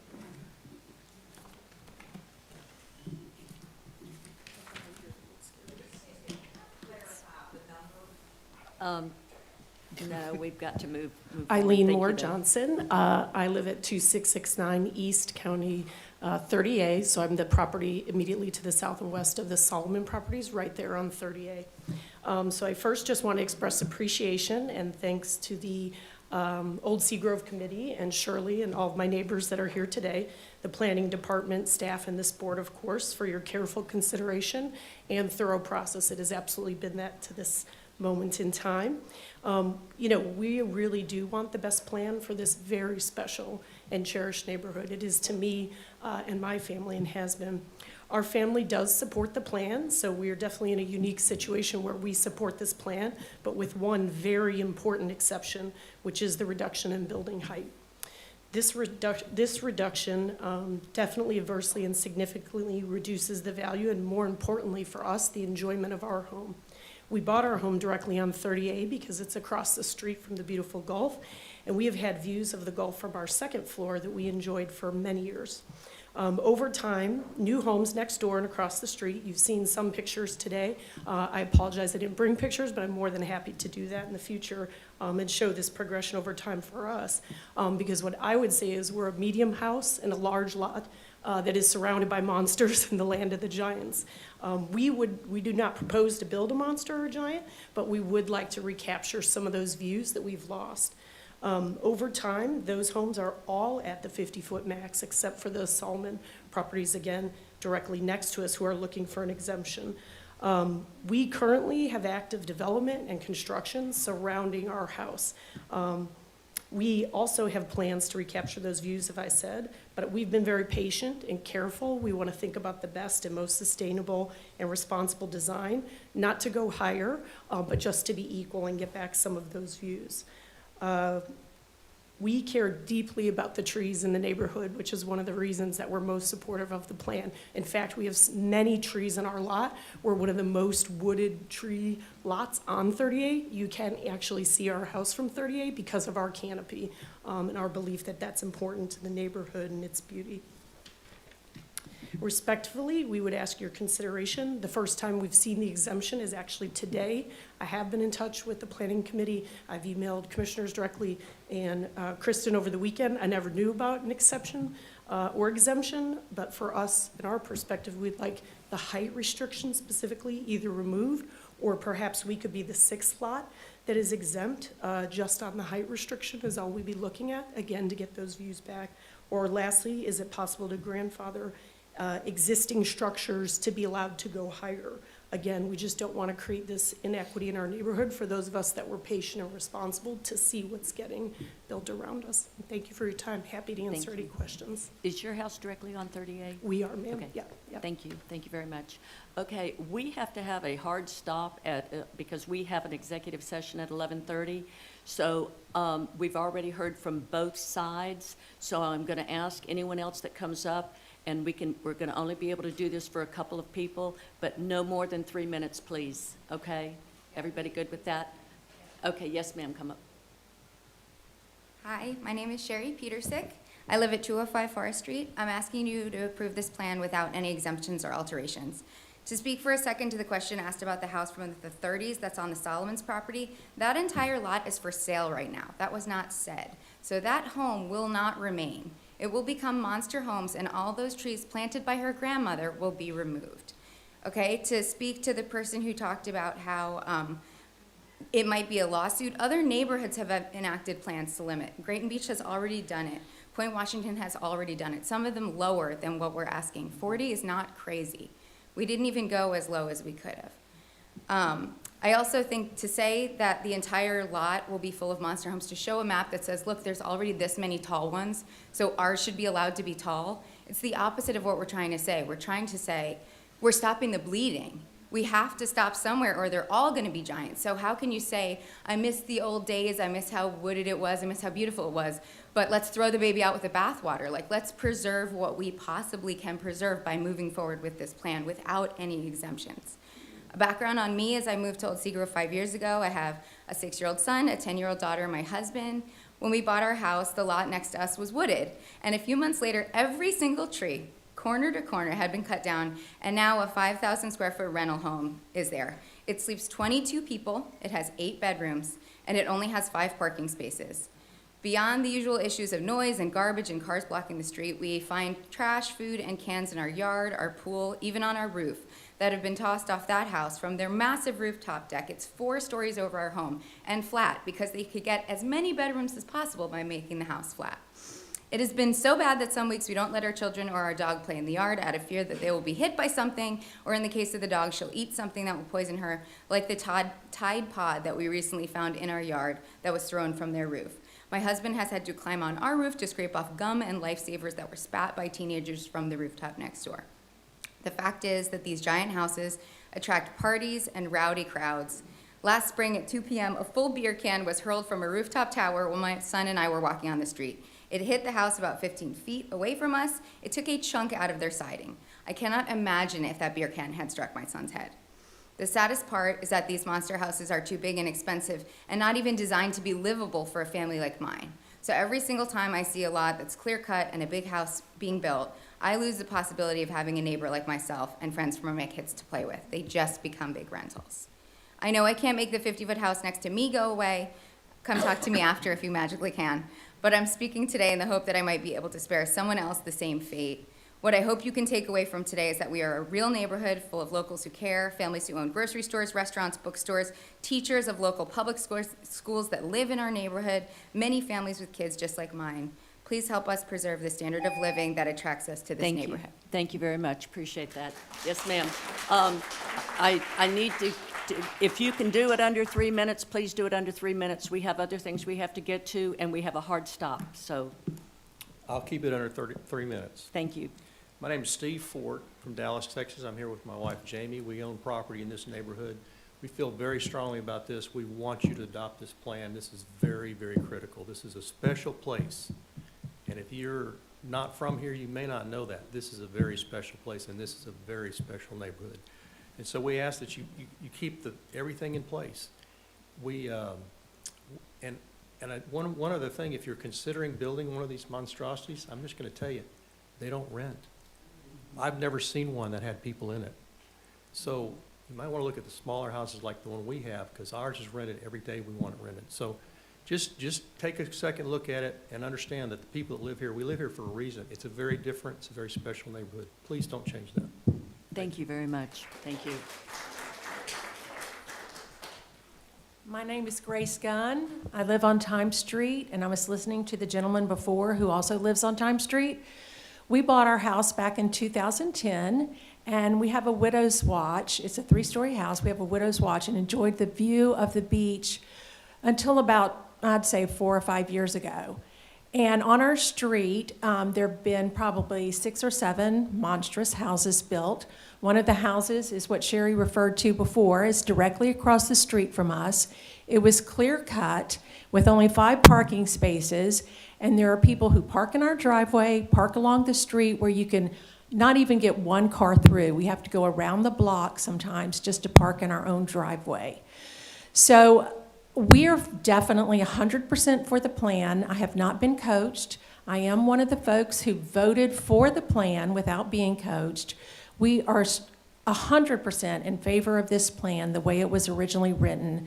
There's been so much time and so much work that went into this plan. I am not on the committee, but I admire the due diligence that's gone into this. And we just don't want to see these large houses built anymore. We've lost our view. We're not going to tear down our house and rebuild. We're going to keep it the way it is because I think it adds to the integrity of the neighborhood. And I thank you for your time for listening to us, and we strongly encourage you to vote for the plan as is. Thank you very much. My name is Payson Howard. I've lived on Canal Street for 22 years. My family's owned property for 70 years. My grandmother also bought a Gulfront lot in the 50s, and she built her dream home there, a Cube McGee special, 2-bedroom, 2-bath cinder block, 15 feet tall, maybe. My grandparents were among the first full-time residents in this community. 30A ended 50 feet beyond their house. We've been tree huggers for a long time. When 30A was being paved in the early 60s, my mother put me in a magnolia tree that was slated to be torn down by the pavers.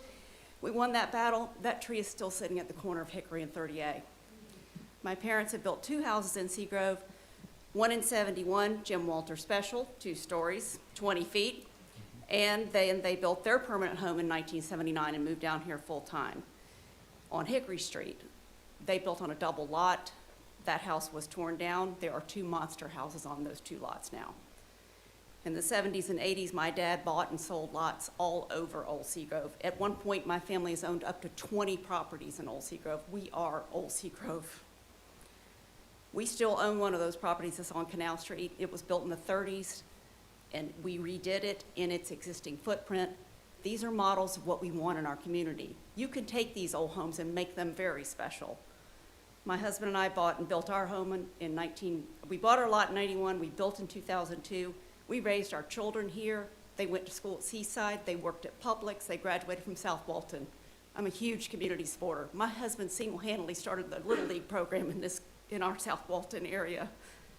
My family now owns 5 playhouses in Old Seagrove, and we believe that this plan increases our property values and it makes our neighborhood unique and a coveted place to live. Like the Solomons, my family has inherited an important legacy in Old Seagrove, and when you're lucky enough to inherit a legacy, you have the responsibility and obligation to preserve and protect it. We're here to stay, and we want the very best for our community. We don't believe it's too late. In fact, there's no time like the present to take this action. Please approve this plan that was approved by 85% of the community. 194 people voted. This is the plan that we need now. Thank you. Thank you very much. Thank you. One more, yes, sir. My name is Andrew Grace, and I'm a member of the committee, but what I would like to do is read a letter from Larry Davis, another member of our committee who's not able to be here. We believe that this letter should be part of the public record. To Walton County Commissioners, I've been a full-time resident of Walton County for over 37 years. I've operated Davis Properties of NWFL for over 30 years along 30A. I purchased my first property in Old Seagrove in 1993. My wife and I have lived on Canal Street for over 7 years. We are trying to save Old Seagrove. Some neighbors got together over 2 years ago to discuss how to avoid the clear-cutting taking place in the right-of-way, out-of-proportion homes without enough parking, drainage, and teenagers during spring break. We started work on our neighborhood plan as encouraged by the Walton County Comprehensive Plan. After all this hard work, here we are with one property owner wagging the dog on a neighborhood plan that has 85% approval from our neighbors in Old Seagrove. I believe the property values in Grayton Beach are much higher due to the Grayton Beach neighborhood plan that has been in place for almost 10 years. Last year, I was asked by DPZ to join their consulting team as they reevaluate reevaluate the Walton County Comprehensive Plan and Land Development Code. Some of the same ideas that are included in the Old Seagrove Neighborhood Plan are to be included as recommended changes to the Walton County Comprehensive Plan and Land Development Code. If the Walton County Commission cannot support our neighborhood plan, how will you have the courage to support changes to Walton County's Comprehensive Plan and Land Development Code? Sincerely, Larry Davis, broker owner, Davis Properties of Northwest Florida Incorporated. Thank you. Thank you, sir. What I'd like to do now is stop the public comment, but we do have one on Zoom, and I believe it's Mr. John Petersick. Can you make him live there, Jason?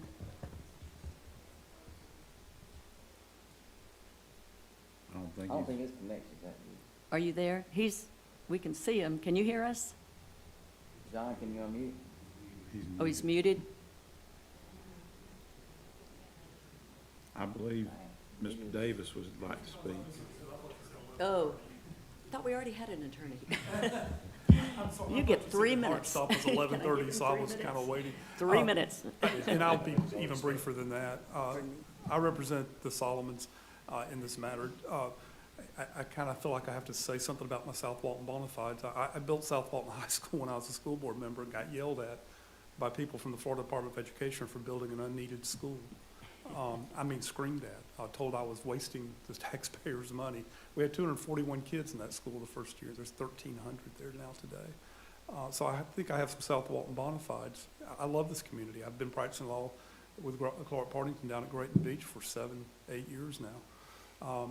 We did the Grayton Beach plan. I had to clarify with Mac. We don't have opt-outs in our neighborhood plan ordinance. In other words, if you're a member of a neighborhood that a plan is being adopted, you do not have the option of opting out if the plan is adopted. So just so you're aware of that, it's not like the Solomons or somebody in the interior can say, yeah, I love the plan, but I don't want to be a part of it. If it's adopted, there's no opting out. Kristen at the beginning mentioned what she discussed at the Planning Commission. From a pure planning perspective, it's, in my opinion, I think Kristen probably shares this opinion to some extent, it's just not a good planning decision to have those lots on 30A included in this plan. They're different than the interior lots. If you'll notice the options that were provided to you, my folks obviously would prefer B, which is B, exclude their lots. But there's also an alternative E, which would leave them in the plan, but the height and the setback exemptions or changes would be gone or would not apply to their lots. That's alternative E. Everything else would apply. The trees, the other building restrictions would apply, but just the height and the setbacks would not apply. So that's an alternative I think is viable. I think, again, Kristen, we talked about it at the Planning Commission, that from a pure planning perspective, the lots on 30A are different. The folks who've agreed to be part of the plan that are on 30A, except I think maybe one, I may be wrong about that, but I think just one, already have houses there that are pretty good size. So we're just asking that you either exempt those or go to that last alternative for the Solomon's lots. And if you have any questions, I'll be more than happy to. By the way, I got yelled at for building Emerald Coast Middle School too. It was too big. Can you imagine? Thank you very much. I appreciate that. I appreciate that. Okay. Mark Davis. Do you have him back? Mark Davis.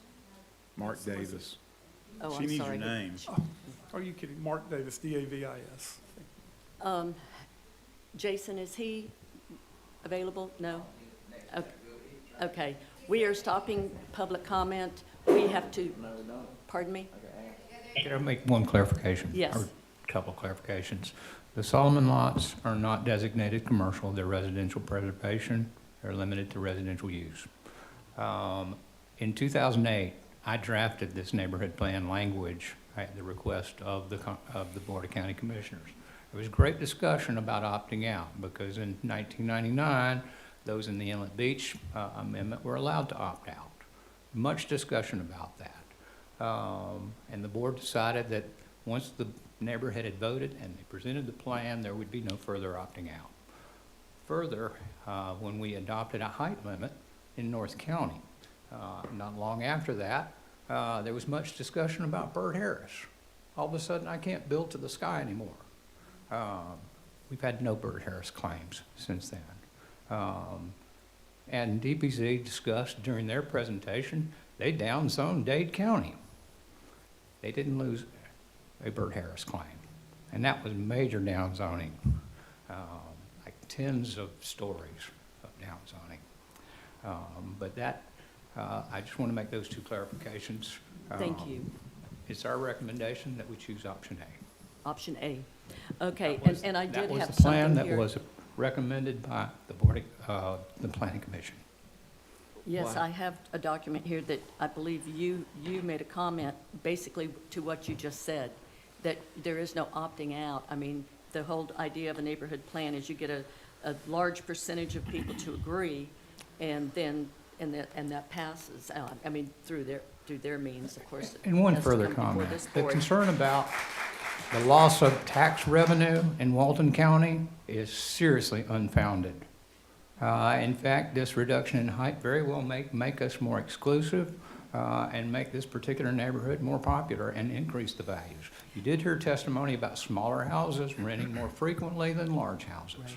And this plan will have an impact on the size of a house you can build. I have a question about the trees. I know we're bringing back the tree ordinance. Why are those lots being clear cut? I'm going to investigate those. I've just seen those 3 pictures myself. Thank you. Yes, Thank ma'am. you, because that is the charm of Old Seagrove, is the beautiful trees, and anywhere in the county, actually. So if we can And- put a stop to this clear cutting, that'd be great. Yes, ma'am, and you will recall the fit I pitched when the clear cutting happened at the old wheelhouse. Yes. Which they referenced the Cowgirl Kitchen. Yes, yes. Yes. I'm Or adamantly the, opposed to that. I know they don't have to answer that, but there's representation here on behalf of the other property owners that wanted to be considered under another option. But I guess the question I have is that, do they intend to cut down any trees?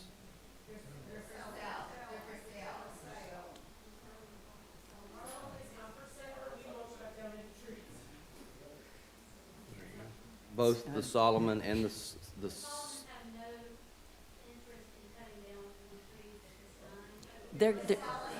Excuse me, we do not, there will be no talking from the audience. Thank you. Thank you. It's my understanding that the Solomons do want to sell those lots up front.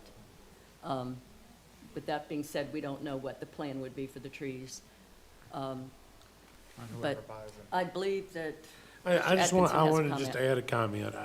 I don't disagree with Mr. Carpenter's position. You've seen downzoning in a place like Miami-Dade.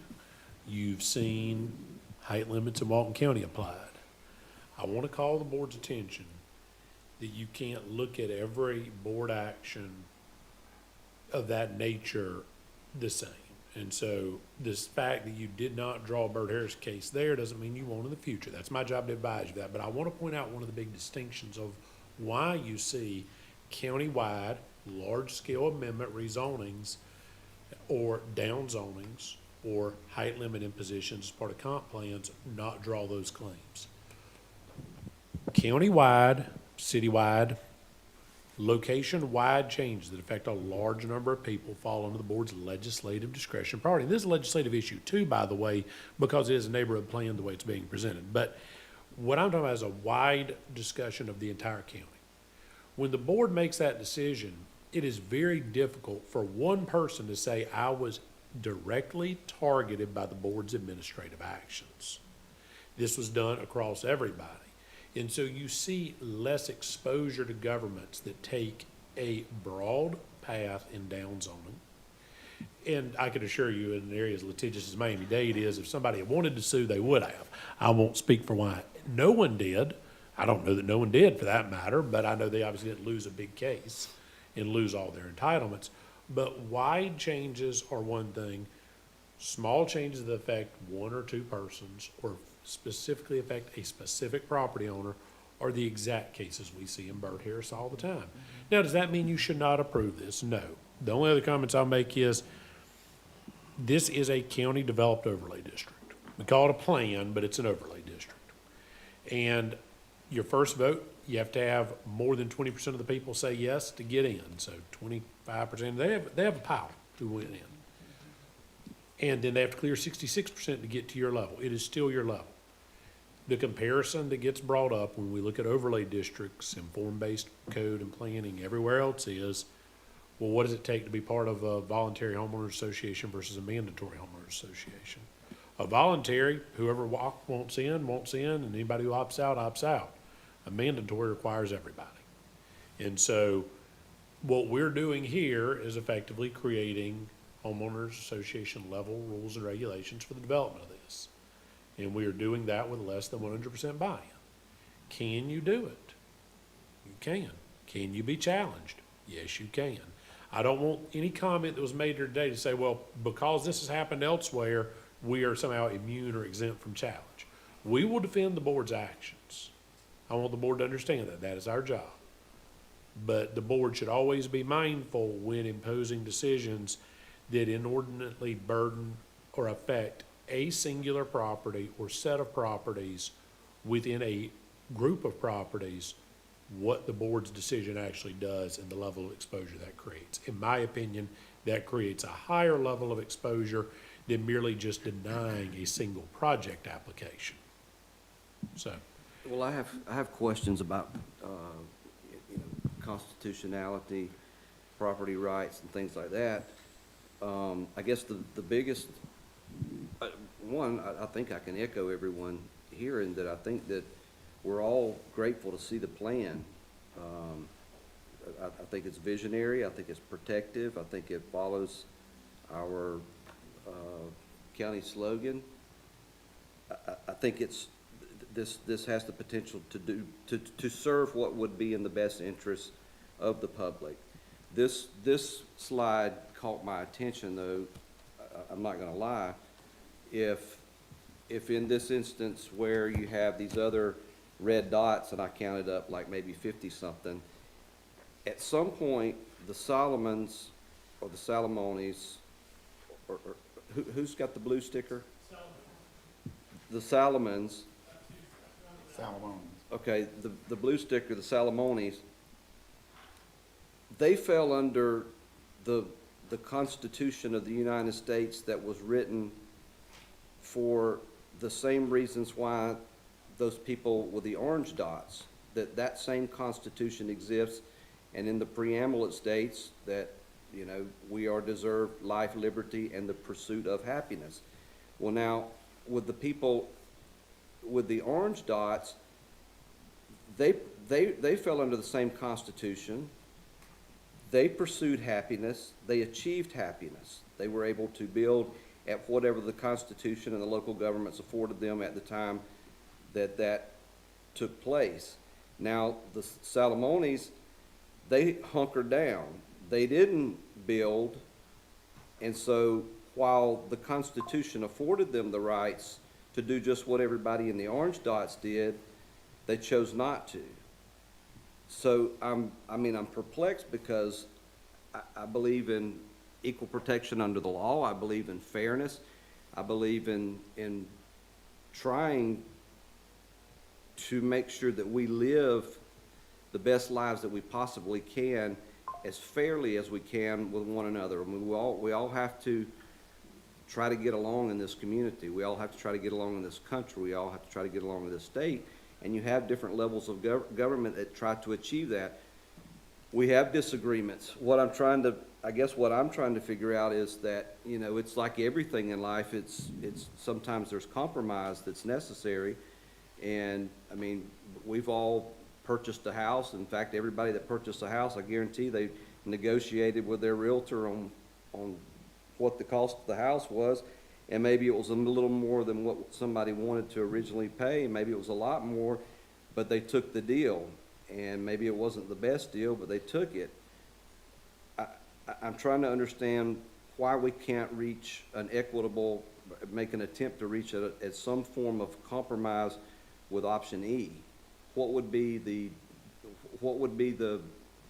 ultimate end of the world scenario that if we went with option D, wouldn't everybody kind of take something away? And, I mean, we would have the plan, the neighborhood would be better, it would be improved, you would have all of this in perpetuity, but yet you still protected the Constitution and the rights afforded to that property owner. Is there somebody that would be willing to make a statement that's contrary? I'm Oh, we interested. done closed. We've closed Yeah. Closed public comment. But I mean, these are things that Well, I'd like to how say we something, Madam posture Chair. in the parliamentary, but I mean, these are things that need to be answered. So I think the two main points is the setback and the height. Am I correct? Correct. So what compromise out of those two options could balance the teeter-totter? Could we go 45 feet? Could we go whatever? What is that? Is there an option there to compromise on those two options? Option E would Can I basically respond? exclude. Just those specific parcels and allow for replatting of the Solomon properties. So, to be clear, option E would exclude the Solomon property, the Solomoni property, and the other, I don't know the other. So it's a combination of C and D. The substantive effect of alternative E is that the neighborhood plan would allow for the replatting of Solomon parcels. So they're exempt from the prohibition against replatting. That would allow development to take place on those parcels consistent with the RP designation, which assigns the density that is on the plat. So you will default to that original plat. They could go through the replat process. Everything else would apply.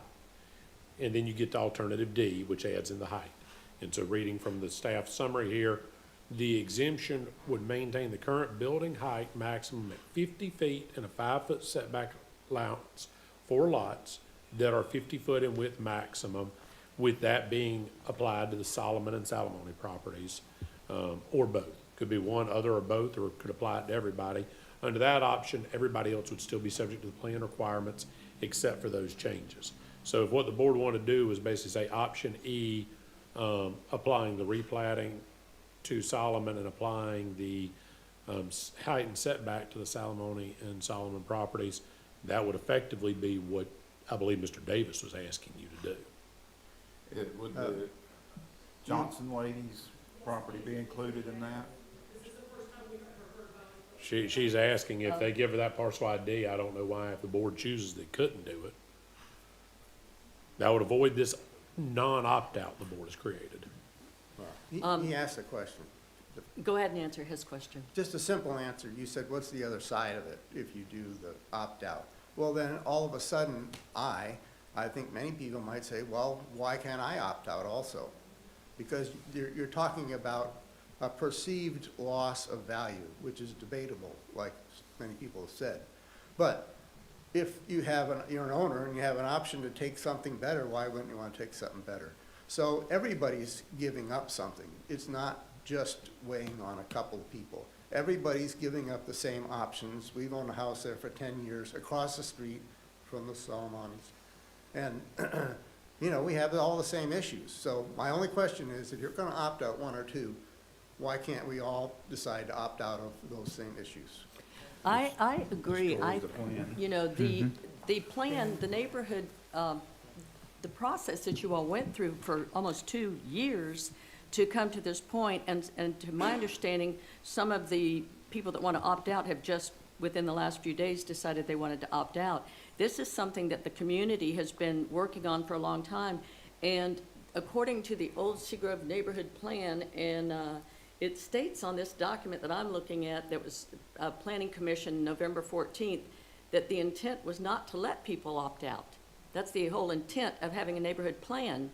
And the whole purpose is, and I respect what you're doing, because I agree that you have a beautiful neighborhood. It's absolutely beautiful. And the last thing you want to do is, if this property sells off up front and they build 5 monster homes, you're going to have more problems than you have right now. And I don't think that's fair to the community. And I think that that's the problem that we have in South Walton, is that we have allowed way too many monster homes. As a matter of fact, that's on our agenda later today, to have Planning Commission do a public workshop on that because of the problems you all mentioned. Being the trash, the parking in your own driveways, the throwing stuff on your houses, and all of the things you have to put up with, which you really should not have to put up with, I don't think. I think you have a lovely neighborhood. I am really just so disappointed that people were allowed to, or not necessarily allowed, but they went ahead and clear-cut property. I think that's just horrible, and I just don't want to see that anymore. Seagrove is a beautiful area. It's unique. It's one of the last pieces in South Walton that actually is very unique, and it's absolutely beautiful. And I'm sorry, I just don't think that certain people in the middle of the neighborhood should be able to build 50 feet and everybody else has to stay, you know. I think that you all should be on the same page. Unfortunately, you're not, but I know that, you know, some of you want to sell that property and maximize it. But I'm hoping that before we get too much further, that we're going to minimize these monster homes altogether. So I applaud you for what you've done. I think it's amazing. I wish that that would have happened in South Walton a long time ago with a bunch of other neighborhoods, because it's difficult to drive down 30A now when you look and there's monster homes everywhere and they have built on every corner. There's stormwater issues, there's parking issues, there's every kind of issue you can come up with. And I think it's just atrocious that we've allowed that to happen. So again, I applaud you for all your hard work and what you have done. Clay? Yes, I don't think this is a new idea, this neighborhood plan. Has there ever been 100% voting yes or for a neighborhood plan? I'd have to defer to Mac. No, sir. I don't think we've ever had. There's Mac never already been a explained, 100%. There has never been a 100%. So if you have 85%, that's pretty darn good, right? That's pretty high compared to the neighborhood plans that we have adopted without challenge since they were adopted. And the board in 2008 was adamant to avoid this process today about people coming up and wanting to opt out after the neighborhood had voted, and that had been presented in accordance with the Land Development Code procedures to the board for adoption. I just think if this is a process and we followed the process, and after 2 years or whatever the case may be, and you have that high of a vote count, This may be the highest we've had. I mean, you know, it is what it is. I hate to say that word. I hate that term, but. But it is what it is. Yeah. You know, And we've had some contentious neighborhood plans. The Blue Mountain Beach neighborhood plan, we had 2 different groups proposing a plan on the same land. So in 2008 through 2010, we went through this pretty hard. But these neighborhood plans are something that can be constructed. You know, there's nothing that's outside the norm that we're doing here. It's pretty much. No, they are an evolutionary planning tool. In Point Overlay districts are Washington, very we limited. reduced the height to 32 feet. Okay. And we've had no challenges of that. And I would suggest that the people in Point Washington, although their taxes are higher, have enjoyed an appreciation in property values post that reduction. We've had no diminution of value, and no evidence has been presented today or in any of these hearings that would support that there would be a diminution of value. But the board was adamant in 2008 when they crafted this language that we don't want any opting out after the neighborhood has voted and the plan has been presented to the county. Thank you. Thank you, Mac. I'm sorry, we've closed comments. Okay. We have to make a decision. So, okay, the comments are closed. We need a motion, unless anyone has any other comments.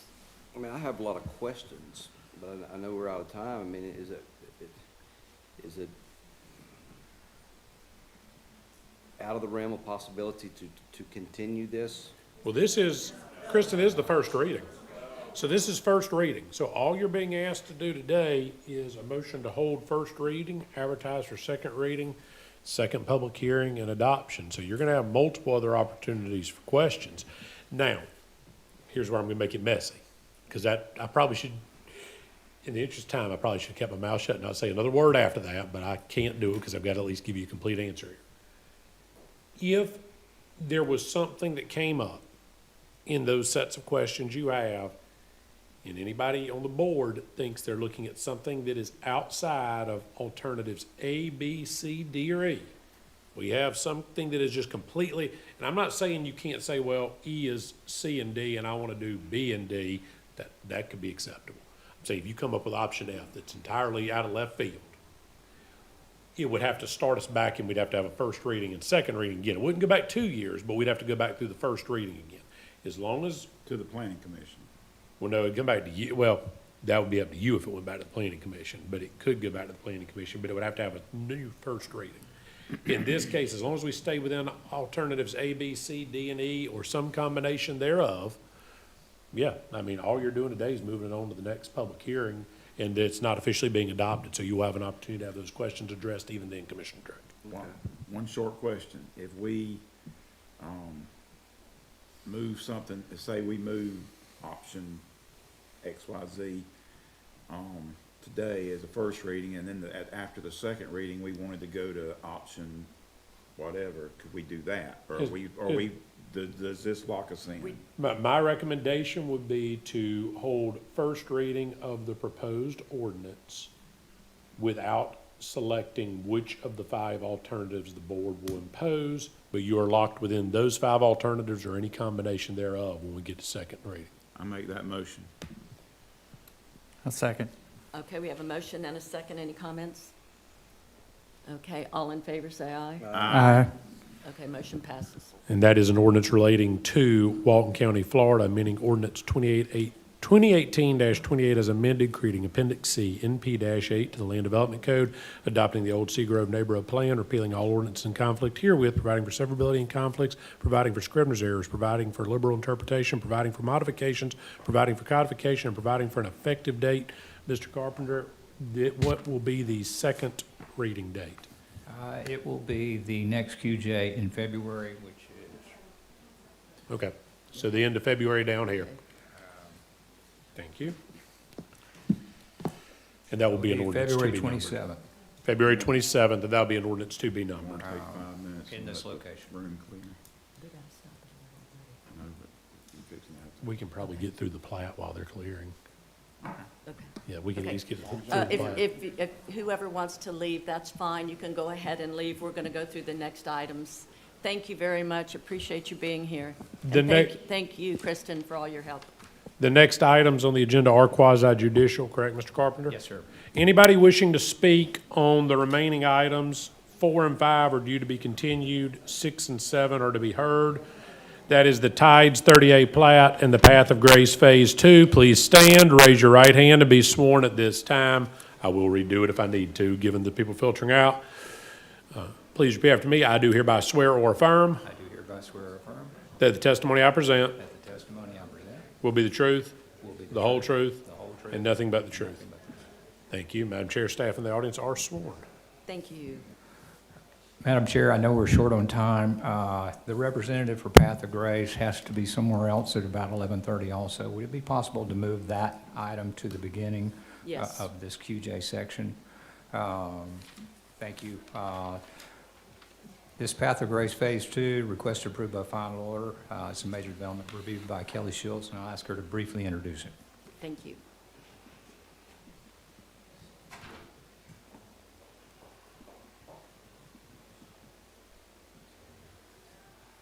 Kelly Schultz with Walton County Planning and Development Services. Thank y'all for moving this up. I have a citizen who lives next to the project that would like to speak. It's just be at work by noon. Okay. So I'll try to be quick. This is a request to approve by final order, project number MAJ 24000019. It is a major development order application submitted by Jenkin Engineering Incorporated on behalf of Path of Grace Incorporated, requesting to develop an additional 29,564 square feet of congregate care facility on 10 acres. This project site has a future land use designation of public facilities and institutional and a zoning category of institutional. The project is in District 5. It's located at 941 South Church Street and is identified by the parcel number in your packet. Would you please enter the staff report and packet into the public record? So entered, yes. Thank you. This project went to the the Technical Review Committee on August the 7th. It was conditionally approved with a vote of 2 to 6. I'm sorry, what am I getting 2 to 6? 6 to 0. There were public comments that were received after the Technical Review Committee meeting. In your packet, you do have the 5 emails that are the public comments. They were available at the Planning Commission meeting on December the 12th. The Planning Commission also voted 6-0 to approve this project and forward it to the Board of County Commissioners. Prior to scheduling, all the comments were resolved prior to scheduling the Planning Commission meeting, so there are no outstanding comments before you today, but there are a number of conditions. Those conditions are included in your staff report and in the draft final order. So we now present it to you as a complete application, ready for you to make a determination on the application. Do you have questions for me? Do you happen to know if there's much buffering between this and the neighbors, the residential neighborhood? There is a buffer that is proposed in Phase 2. There is some buffer in Phase 1, but I would like to let the applicant address that in greater detail, if Okay. that's okay. Certainly. Thank you very Thank much. you.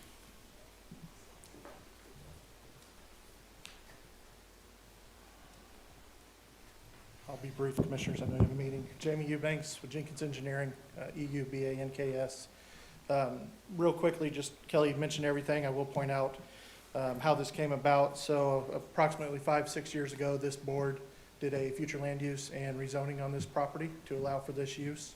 And then Phase 1 was approved and constructed back in approximately 2022. And then, of course, as Kelly mentioned, it was voted unanimously, recommendation for approval at the last meeting.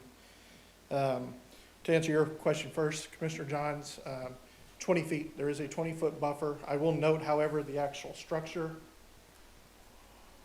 is even further set back from the property. So there's an additional, from the structure itself, an additional about 30 feet. So it's about 50 feet total from the nearest property owner. What sort of buffer do you have? Is it vegetation? Is it a fence? What do you? It is vegetation. And actually, as part of Phase 1, this area was already planted. So it's been growing for, 3 or 4 years now, as is. Really, we've had 2 comments from the public. And Mr. Eddie Mansfield, the director of Path of Grace, is here too, if you have any questions for him. The number 1 question we got is this a treatment facility? It is not. No one is allowed to enter this program unless they are sober. This is helping these ladies to transition. These ladies actually work at the Path of Grace thrift shop during the day. They're taken there, so that is how that works. And then I have gotten 1 comment from adjacent property owner to Phase 2 on the north end. Even before this project, they're having some problems with stormwater on their own property. Mr. Mansfield has committed to seeing if there's anything we could do to help them. But I'll point out those exist before we've ever even constructed, but we will look at them for them. So beyond that, if you have any questions, I'm happy to answer. Any questions? Anyone? No? Thank you very much. Do we have a motion? Motion to approve. Second. We have a motion and a second. Any comment from the audience? I have to ask you to be really quick because we have to close. My name is Myra Shertirova. I'm on lot 2 next door. They're going to build, and since 2020, I have water in my yard, and they did the vegetation a little bit, but it's not working. And I have a gap between their land and the raised land, so there is water sitting all the time. So I just want to take that consideration, and their vegetation is not enough. So it needs to be put more, and the dirt and rice at the same level. That's it. Is it built up higher than your house? Yes, it's very, Okay, very, so the very water's high. running off into your Yes, yard? and I have a gap between their land and my land, and there is a water sitting also all the time. And my house is, backyard is always wet. and flooded. Okay, okay. Thank you very much. Thank you. Are you going to address that? Yes, ma'am. The owner's committed to addressing it. Again, we haven't actually started construction back there, but it is something that he is committed to. Mr. Mansfield's here, if he wants to speak to it, but yes, ma'am. Okay. If I take your word for it, are you okay with that? I'm sorry. Are you okay with that? They're going to work on that? Okay. All right. Any other comments? Okay, we have a motion and a second. All in favor, say aye. Aye. Any opposed? Motion passes. Thank you very much. Thank you, Commissioners. If we'll go back to the beginning here, the two Holly Grove Phase 1 and 2 plats. We worked very hard to try to get these on the December agenda so they could be on the January 1 tax roll. We still have a discrepancy between surveyors and our county surveyor, and today we're going to ask to continue these till next month to give them an opportunity to reconcile their differences. Which So- numbers Need a are that? motion? 4 and 5, I believe. Yes, this is item 4 and item 5. We request that these Both. be continued to February 27 at this location. Can we do it all in one motion? Yes. Motion to continue. Second. We have a motion and a second to continue. All in favor, say aye. Aye. Any opposed?